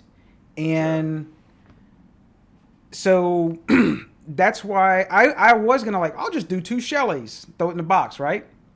Yeah. But I was like, I want to do an ESP30. I want to add shit. So that was what That makes sense. And just a little. Let me make sure there was not showing pictures of my wife in the bedroom. Hold up one sec. Let's see. No, I'm kidding. Oh, you're not showing that? No, we're not showing that. No. Oh, okay. So this is where I mounted it at, and I mounted it on the. I was gonna put it the other way, but then I was like, I'm just gonna mount on the ceiling. I was lazy. I'm not how often I'm in this box, but this is between the. There's 2 doors. This is between the 2 doors on the inside, and so I'm thinking I might be able to put a sensor here to look at one car, and then the sensor here to look at the other vehicle. And this is my read sensors. Yeah, so you can see how this is the 2 read sensors I put. So Gotcha. Yeah, that makes sense. so that's kind of You my. know what? I think that is the exact read sensor that I have. That's a good one. Yep. Because I have a similar setup on my garage door. Right, write that down. Switches. So yeah, that's yeah. There is a you can see the slightly used Reolink camera up there. It's not used anymore. So I did go with these because actually I've had one installed on my 3rd door. It's a manual door. You know, it's the old school. Sure. But I have it for the alarm, and that thing has worked freaking for years and years, and they just work well. It's worked well, so I'm like, whatever. I'll still use the same one. So, Nice. There you go. so, but that's my. That everybody that saw this won't watch that video, so that's fine. So, what did I talk about? I'm missing anything? So anybody got any questions? We ran through a bunch of shit and throwed a bunch of crap and everything, and cussed a lot and showed a lot of stuff on AliExpress. What else? My video is frozen in the upper right. Oh, That's okay. You are frozen. Yeah. Hold up. Is that better? Yeah, there you are. Yeah. Huh. Okay. Interesting. That was Sorry, my. I That was just hit that all was the product placement that I was trying to sneak in for you. that was my fault. So. Oh, so they just say it is frozen. That because I think I hit minimize on everything. So. Yeah, Kevin, I did. You'll probably laugh about this. That is another thing that I put smart plugs on the garage door. And because I'm like, hey, I have an alarm and I drive a lot of stuff off the alarm state. And so I was like, well, I'll just set it where, hey, if the alarm is set at night, I'm here. I don't want the garage doors to ever open for some accidental reason or whatever. So I'll just cycle the smart plugs off. Well, I screwed up on the on the automation. The first day, I was like, hey, look, I did the alarm. I looked out, and I was like, oh, look, yep, my queue went down like it was supposed to, you know, because they cut off. And, well, then I didn't check it the next day. Well, I tied in the automation to the wrong status or whatever, a state of the alarm. The wife's trying to leave for work. She's beating on I was in the bathroom. She's beating on the bathroom door. No. I got to go to work. And she's like, open the damn door. It won't open. And I was like, shit. So I quickly got in and cycled the relay back on manually. And then yeah. So, yeah, I just plugged them into regular smart plugs. So that was. You know what? I have been considering doing that, but I will take your story as a warning to get it right the first time. Yes, absolutely. And I then thought about the other issue. Well, if I arm the alarm to go away, I don't want the doors to open while I'm away. But then what if you drive back up? I got to figure out something to turn those back on when I drive up. And then, So I'm not there yet on that. So I think I'm just gonna. Moral of the story: take your automations in baby steps. Yeah. Don't bite off more than you can chew, because it's like that scope creep. It's like, hey, I just want to control my doors through remotely, through locally. I can say remote, but locally first. And Yeah. then I'm gonna add into other pieces, and I'll add in like the car sensors, and I'll put stuff in the car, do the automations and stuff. So, yeah, just I'm gonna take it one step at a time. So, Yeah. That makes sense. but so Yeah, one of my favorite automations, I think, related to the garage door. So, um, our garage is detached, and we typically go in the service door when we're leaving. So, I have a couple things set up with that. I got one of those quick set Zigbee convert locks, yes, that when they were cheap, like 20 20, $25 or something like that. yeah, like 22, $23 or whatever. They were like refurbished or something. Yep, and such a steal. So I got one of those. When I arm my alarm in away mode, 10 seconds after that, the door unlocks, the service door to the garage. Yep. So then we don't need to take the key out for that. And then when you open the door, the overhead door opens up. That's like one of my favorite Oh, that's automations slick. related to it. Yeah. And at first I was like, so my main form of transportation is my bike, like bicycle. Mm-hmm. So at first I was like, I was going out the service door with the bike, but I was like, you know what? It's actually kind of easier to go out the garage door anyway. So I just kept it. But yeah, I mean, it's been perfect. Yeah, the only thing I wish you're talking about bicycle. I ride my bike a lot just for I only a couple places I can really go because of the shitty roads and crap, but Oh, and sure, yeah. no pathways to get stuff in this city. Is but now they had the vehicles in the garage, and now you have to park in a certain way. Well, then now I can't get my damn bike out the other where I have it. And so I have the other garage, it's a third garage, but it's manual. So it's like, but so if I left, there's no way to like lock it from the outside. It's got my lawnmower and shit. And I just, yeah, it's, and then of course it's on the alarm. So I don't know. I got to figure out something else different with that. So, but Yeah, that's a tricky situation for sure. so somewhat Steve is asking about upgrading Tasmoto on a Sonoff Mini. I have a few on Tasmoto 9X. Automatic OTA fails. I bricked a few trying to go from 12 minimal to 12. First of all, if you're on 9X, that supports the, what do they call them? The gzip files. Let me see. It also looks like you can go directly from 9.1 to the current release as well. Yeah. So that's nice. Yeah, gzip for sure is the way to go. So if you ever haven't seen the upgrade flow of things, is you can find this in the Tasmoto docs. Is yeah, the Neil he done hefted up. Be nice. He uses that as well. Oh, jeez. Look, Neil, he said it himself. We are being nice. That is just. Oh, that was him. Oh, I didn't even notice that. That's funny. I love it. I love it. You're such a good sport. Yes. Seriously. Um, You're such a good sport. if you want to upgrade, like, try not to use the minimal ones. Because it's not gonna. Minimal does not have access point mode. Does not have like upgrading of stuff. Try to use the light. It even tells you, do not install only minimal. When you're upgrading. Now, in the background, if you're doing the OTA, it will upgrade.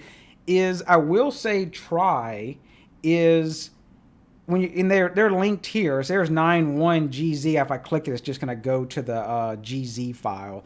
if you have 8.2 or better, I think it's what it is. 8. Yeah, look, 8.2 is when they started doing gzip. Is try to put the light gzip file on, just upgrade it, just push it through the interface manually. Or you can even, if you have internet blocked to them or whatever, you can do the OTR URL through the OTA server. But if not, you can just download the files, push them over the thing manually, but use the gzip file. And look, see, there should be a light. Look, it's 367K. Push that one over first. And then you push over like the regular Tasmoto bin GZ. If you get stuck on some and you want, I know I'm kind of giving just kind of broad thing, is we can come in the Discord and we can kind of give you some more step by step of that. But yeah, put the light GZ one, and you should be able to really just come in here.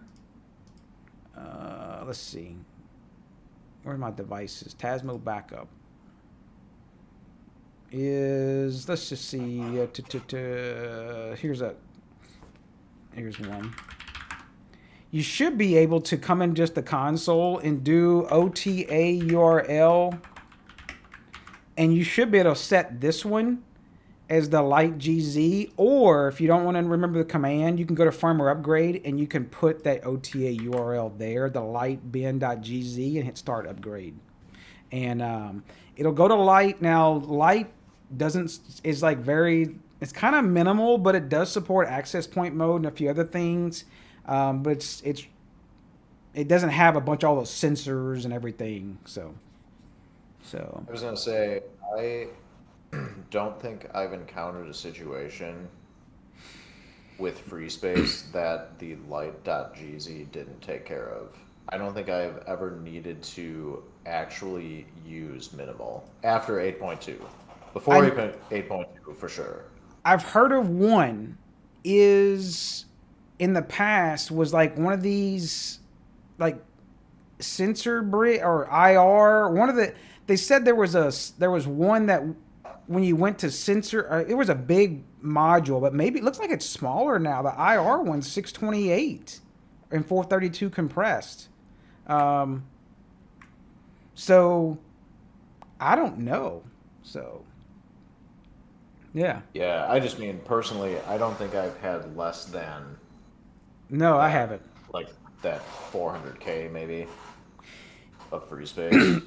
But if you cannot put light on there for some reason, what I do recommend is go dig through the GitHub releases of Tasmoto, and you can go all the way back to like 4X, 5, and find the minimal of the exact version you have. So if you have like 7.1 or something, go put 7.1 minimal, then put 7.1 light, and then start to go forward from there.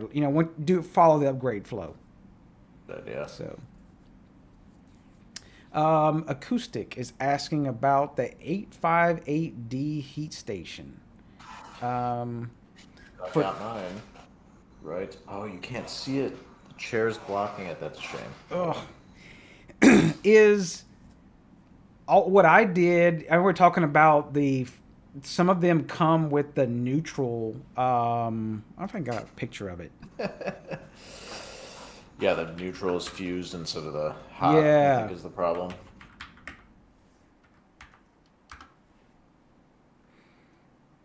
That is unfortunate.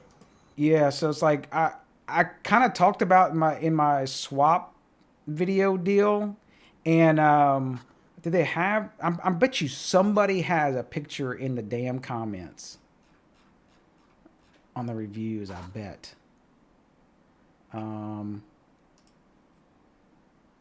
Does somebody have a picture of? I remember seeing one before, and That looks like a different workstation, though. yeah.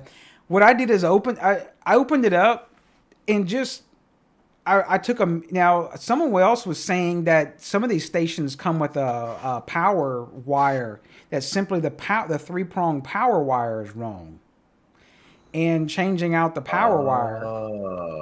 but I think mine was hardwired, and so I just took a meter and went to the neutral prong and then followed it, and then I was like, oh, it is backwards, and so I just cut the wires and soldered them inside. So that's all I changed it around. The I don't know. I think I had a picture of it somewhere. Let's see. I'm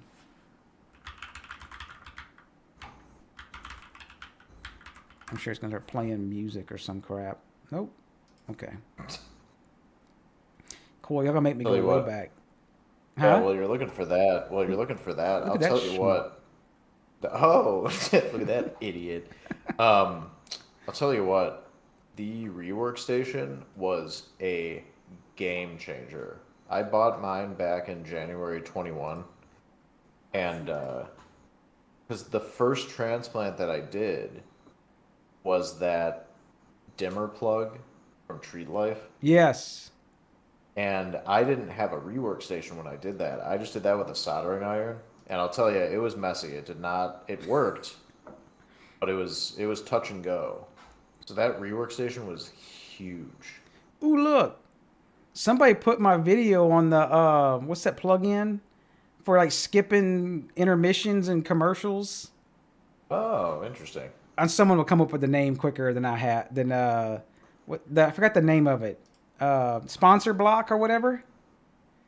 Yeah, look, sponsor block. Yep. You can submit segments and be like, hey, they were talking too much. Well, that would just be my whole video. But that's like what? But it's like whatever. So like there's the intro intermission, they call it, or something. I don't know. So then they if you want to skip past that or whatever, or they do have like there's different ones, like you can have like there's ads or like self something. There's different segments you can do. So I talked about the hot air rework in here. Yeah, I do add the chapters. That I add these, but the little different colors. So that's actually other people adding those, and it digs in. I want to say I talked about it somewhere, and I had a picture of it in here. Yeah, see, mine was hardwired in there. Yeah, look. This is what I did to mine. Is I cut the white and the white. You can almost see it here. The white wire was here. I just cut the black and the white and swapped them around. So I did on mine. Oh, that works. So I should really check mine. I have one of the 8586 rework stations, and I have never checked if it has that neutral issue. Yeah. Should probably check. Yeah, Or is it only an 858D issue? Well, no, I guess it's probably the whole. I saw it when I was going around looking through on Amazon, and it's like everybody kept, because there's probably one or two companies making these same damn things, and somebody kept saying, I kept seeing ones. Well, it was the neutral was on the fuse, and I was like, I wonder if mine's like that. And of course, I'd already used it 2 or 3 times, so it does work, but it's probably not a safe thing to use. But like.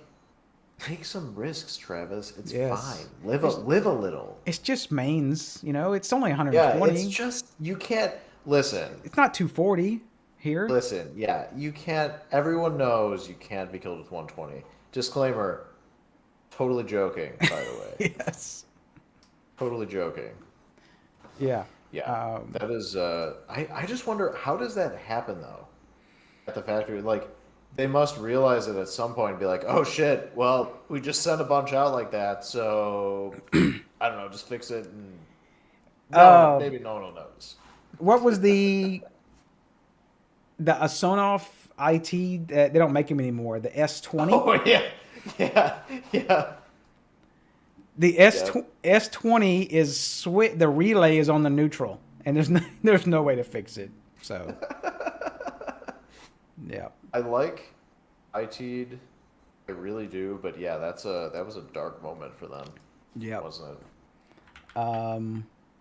Yeah, they're I don't know. I guess I still haven't seen their new Zigbee battery powered device. Like they said, there was a chip shortage on the 2652. yeah. Yep.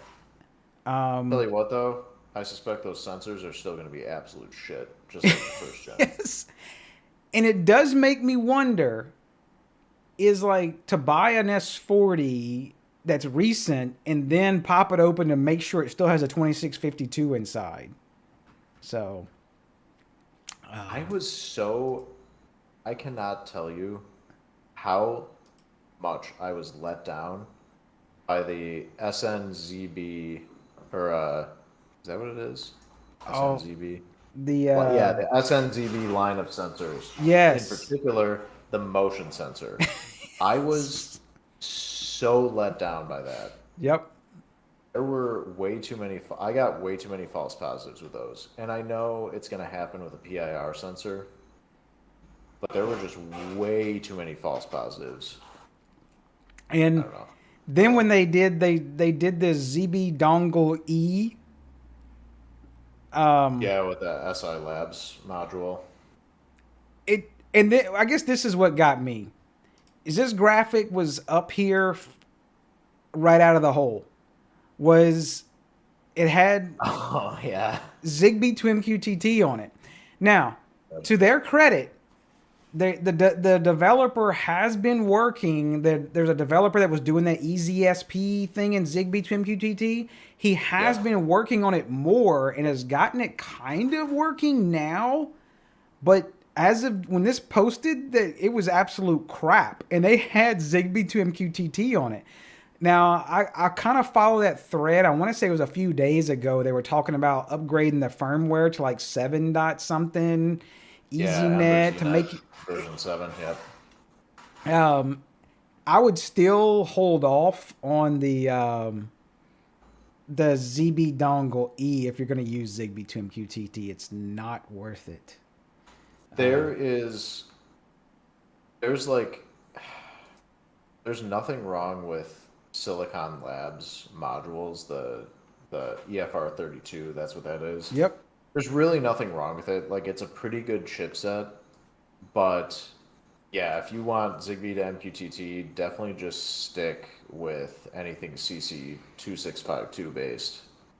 Yep. But yeah, there's nothing wrong with the EFR32. It's a solid chip. It just specifically with Zigbee to MQTT. If you want to use ZHA, that's fine. Ember ZNet is well supported. Yep. But yeah, it's yeah. And I know there may be some stuff that in more, because I know the one that that was it like Sky Connect or something they talked about. What was it? Someone else got to come with the name. It's like it was like.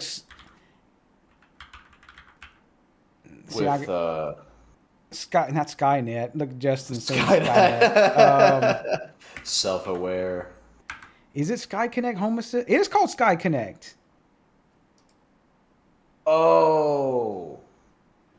Yeah. Oh yeah, that's right. And it's using the EFR chipset. Yep. So it's supposed to do like I think the Zigbee and Thread, is that? Yep. Yeah. Thread and Zigbee. Yep. Yeah, so and I think it's the same exact chip. Yeah, it is. PCB antenna? I don't, but. Yeah, that's, like, in theory, yep. A properly designed Zigbee network should be just fine with a PCB antenna, but I don't know. Personally, I don't like them. I don't either. I guess I come from a big, I'd say background, but I've been around like a lot of RF stuff back in the day, and it just seems like I'm like, you should have some good ears on this thing. And what if I want to put up 2 of them? And that's really great. If you want to put up 2 of them to do like routing with antennas, they can really make a decent hop with that good antenna. So yeah, and you make something I've always seen you say, which I appreciate, is sort of in relation to that, is transmit power. Keep in mind, as you've said many times, having good ears doesn't mean that all the other devices have good ears. Yeah. So if you up the transmit power, on the coordinator, for instance, and you're expecting you're going to see LQIs that are just way better across the board. Keep in mind, you could basically just be shouting at these end devices that can't necessarily hear you. So yeah, I mean, again though, yeah, PCB antenna, just not a fan. Yeah, and it just seems like come out with two models, like one with a PCB antenna, and then, but yeah, in theory, yeah, if you had a good network, you really don't. Yep. Yep. And I guess I'm not trying to pull up a graphic is that I got somewhere hidden on one of my drives, but it's if you crank up the because I know that's the 2652 P2, you can go to like 20 dBm. Yeah. Yeah. I know your battery powered devices are not doing that kind of power. Yeah, no way. Even some mains power devices aren't even hitting close, like plugs. I think the Sonoff S31 Zigbee is only like 3 dBm, believe it or not. Yep. So I guess what we were talking about there is like, okay, that Zigbee coordinator right here, this darker dot. Well, if you have it a lower, like you've got it at medium power, and okay, it can reach all of these guys, these routers or these mains power devices, and then these. Well, now you've cranked up the power. Well, now what if this one can hear that loud ass coordinator, but it has no way to talk back to it? Well, now you've just raised that noise floor up, and now it has to compete with the coordinator to talk to this router, and this one. It doesn't always work to crank up power in all places. So it just... Well, yeah. And what's ironic is you could get to an instance where your Zigbee network is actually interfering with your Wi-Fi network on 2.4. Oh, yeah. Usually it's the other way around. The vast majority of the time it's the other way around, but theoretically you could actually get to that point. Yep. To be fair, anything other than an IoT device on my network is on 5 gigahertz anyway, but still, it's just something to consider. And then the ever confusing channels where it's like, oh, well, channel 11 is... What, yeah. I want to... If there's a backstory to why they did these Zigbee channels, I would love to see it. I know. I don't know why... Yeah. What... Or the lower channels maybe on like the... Because I know there was like that 800 or 900 megahertz Zigbee. Is that maybe what it is? Those first channels?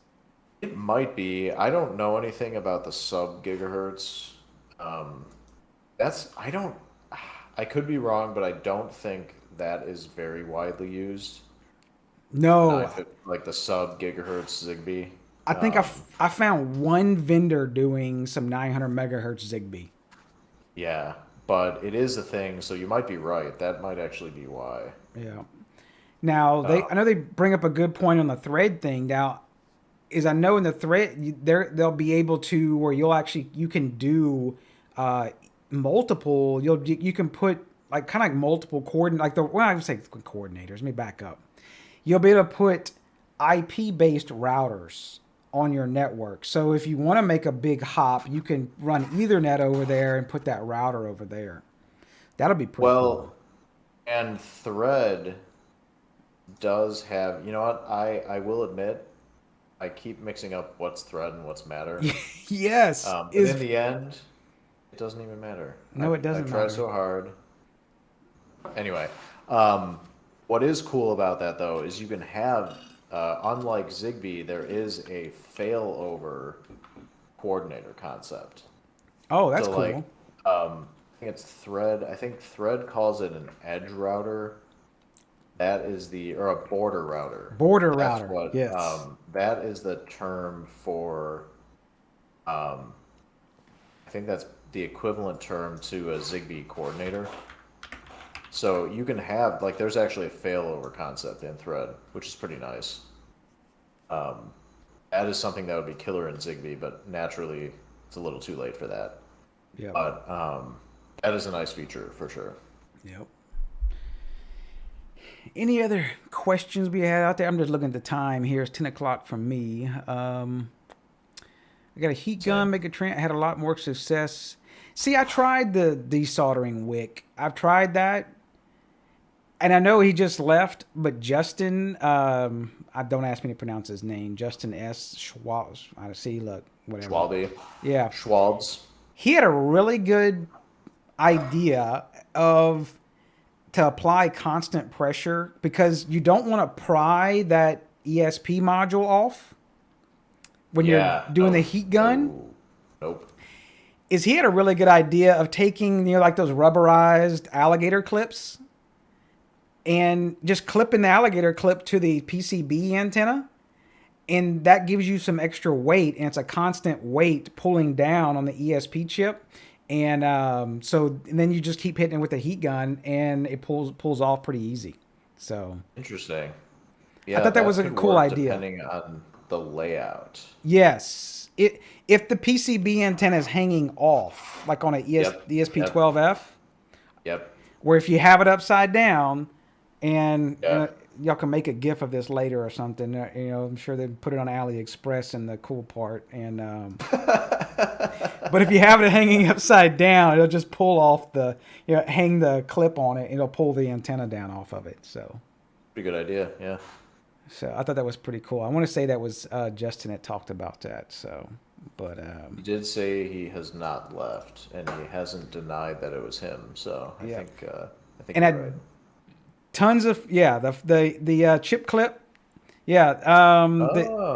okay. And it's you're adding just a little bit of weight, and the flux works on adding it to them. And I know it sounds counterintuitive to some people, but actually taking and soldering with leaded solder on it actually I guess you're lowering the melting point of the solder because you're adding leaded solder to those solder points. I guess it would. Yeah, I've done that before, but I guess I don't know if I've really thought of why it works, but you're right, it does. Yep.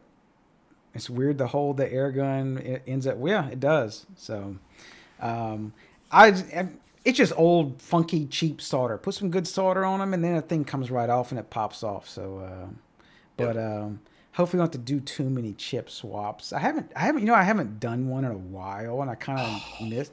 But hey, I did buy those Pete Me things. Oh, there you go. Travis, I'm telling you, it's killing me. I remember I had a good run for a long time where I was doing a bunch of chip swaps. It was so fun. There's just something so satisfying about going down to the hardware level. Yeah. So that's the little Pete Me wafer lights that we talked about way earlier. They're like what? Yeah. $30 for 6. They're not the color ones are if you didn't see it earlier, the color ones are a lot more expensive, but these are warm white and cool white, and they do require the chip swap.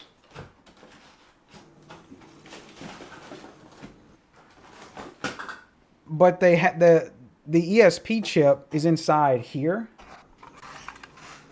It's inside this little metal piece, and and it has a. I'll pull that picture. I had that picture but this piece just opens up.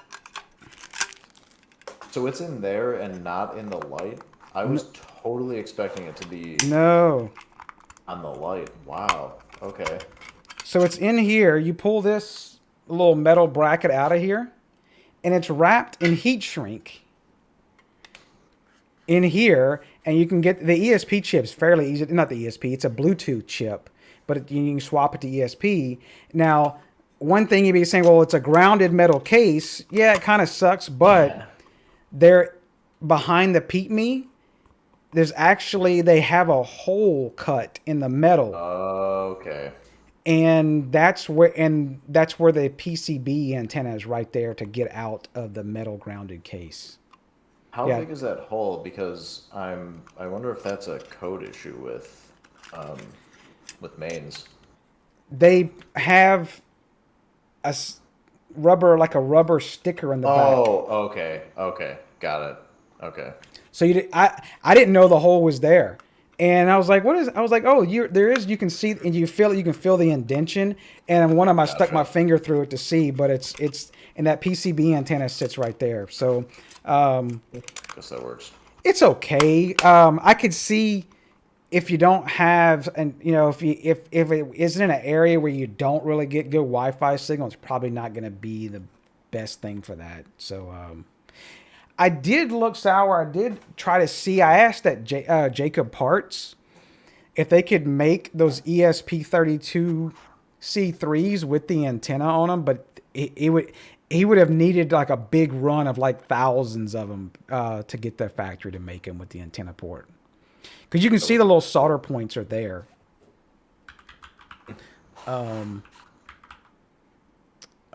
Is it 12F? Look here, Jake. I probably the link here. Let's see. Let me pull this back up. Yeah, so you could see the little solder points are there for like a little UF, pop on, and your video went away. So yeah, those are, but yeah, you're still there, Matt? Oh, he went away. Yeah, give me 1 sec. I'll be right back. Sorry. Okay. And I'm not going to stay that much longer. Let's see. Repeat me 6-inch. I'll get the link again.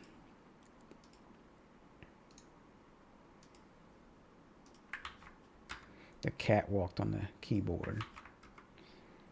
Yeah, so those are right now, as the recording thing, they're $30 for 6 of them. So, but you do have to do the chip swap on them because they come with just a Bluetooth module in them, Darren.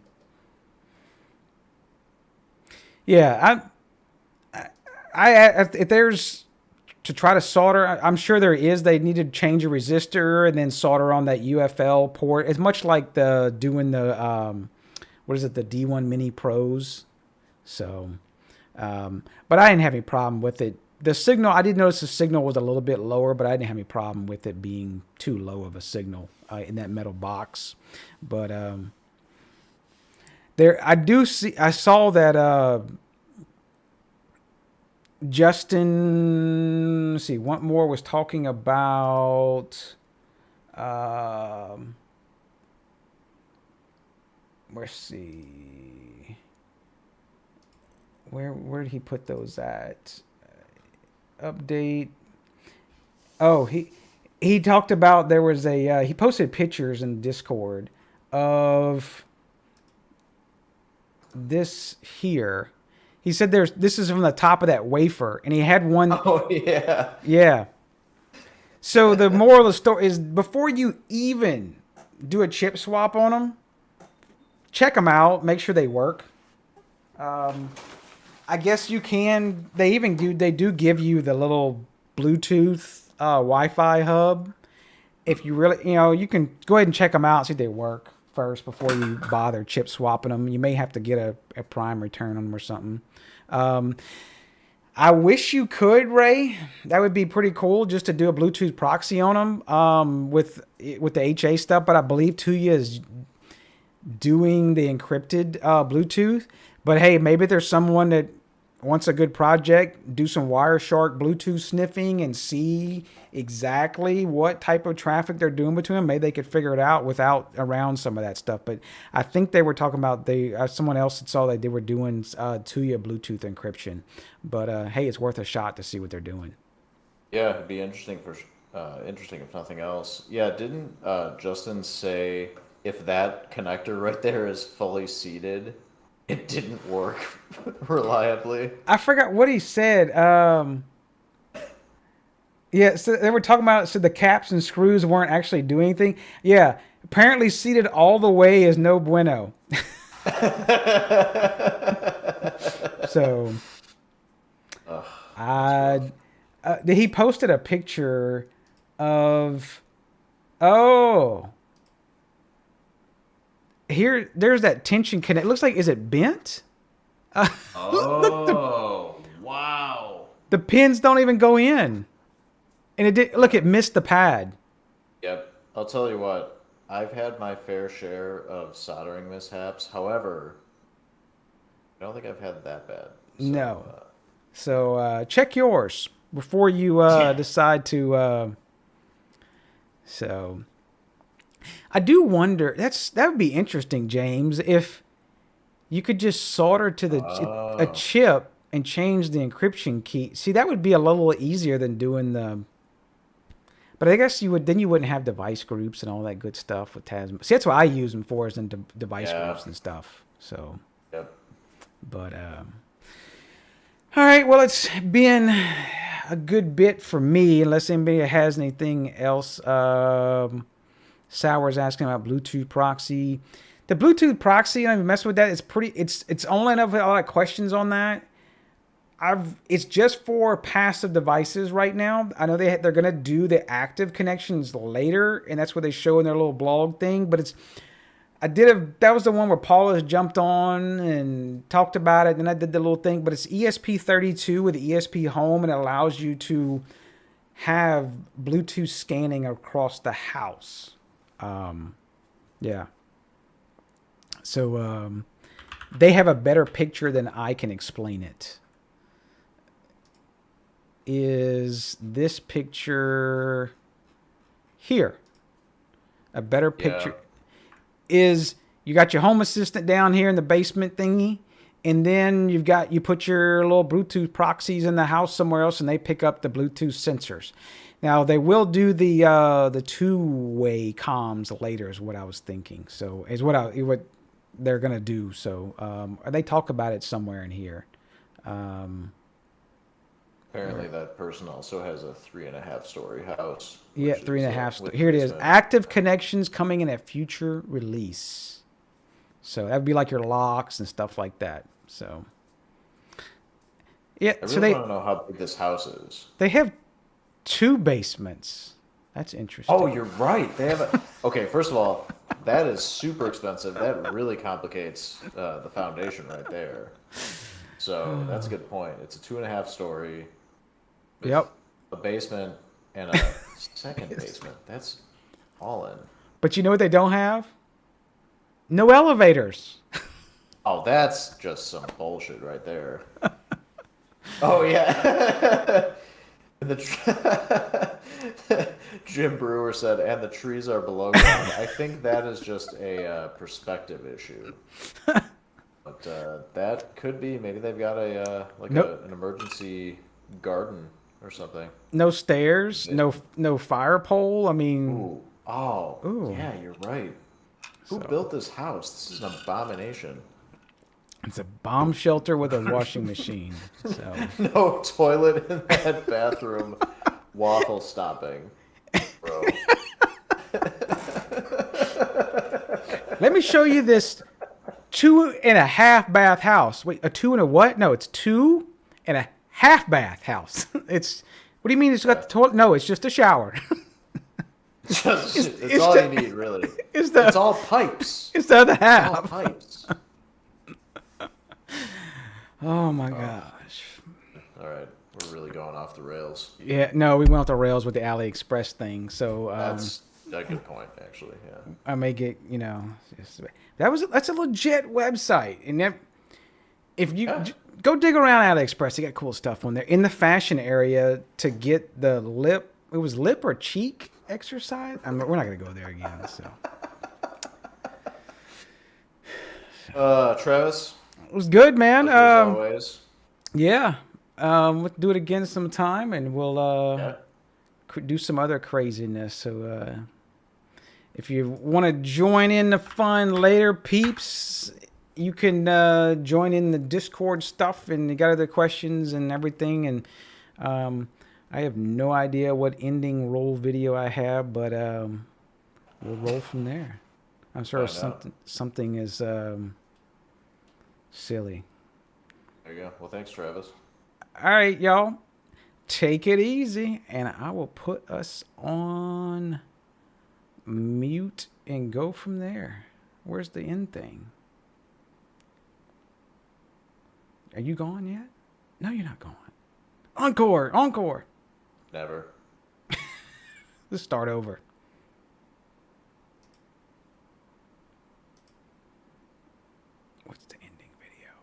Is it gonna start? It's not gonna start. There it goes.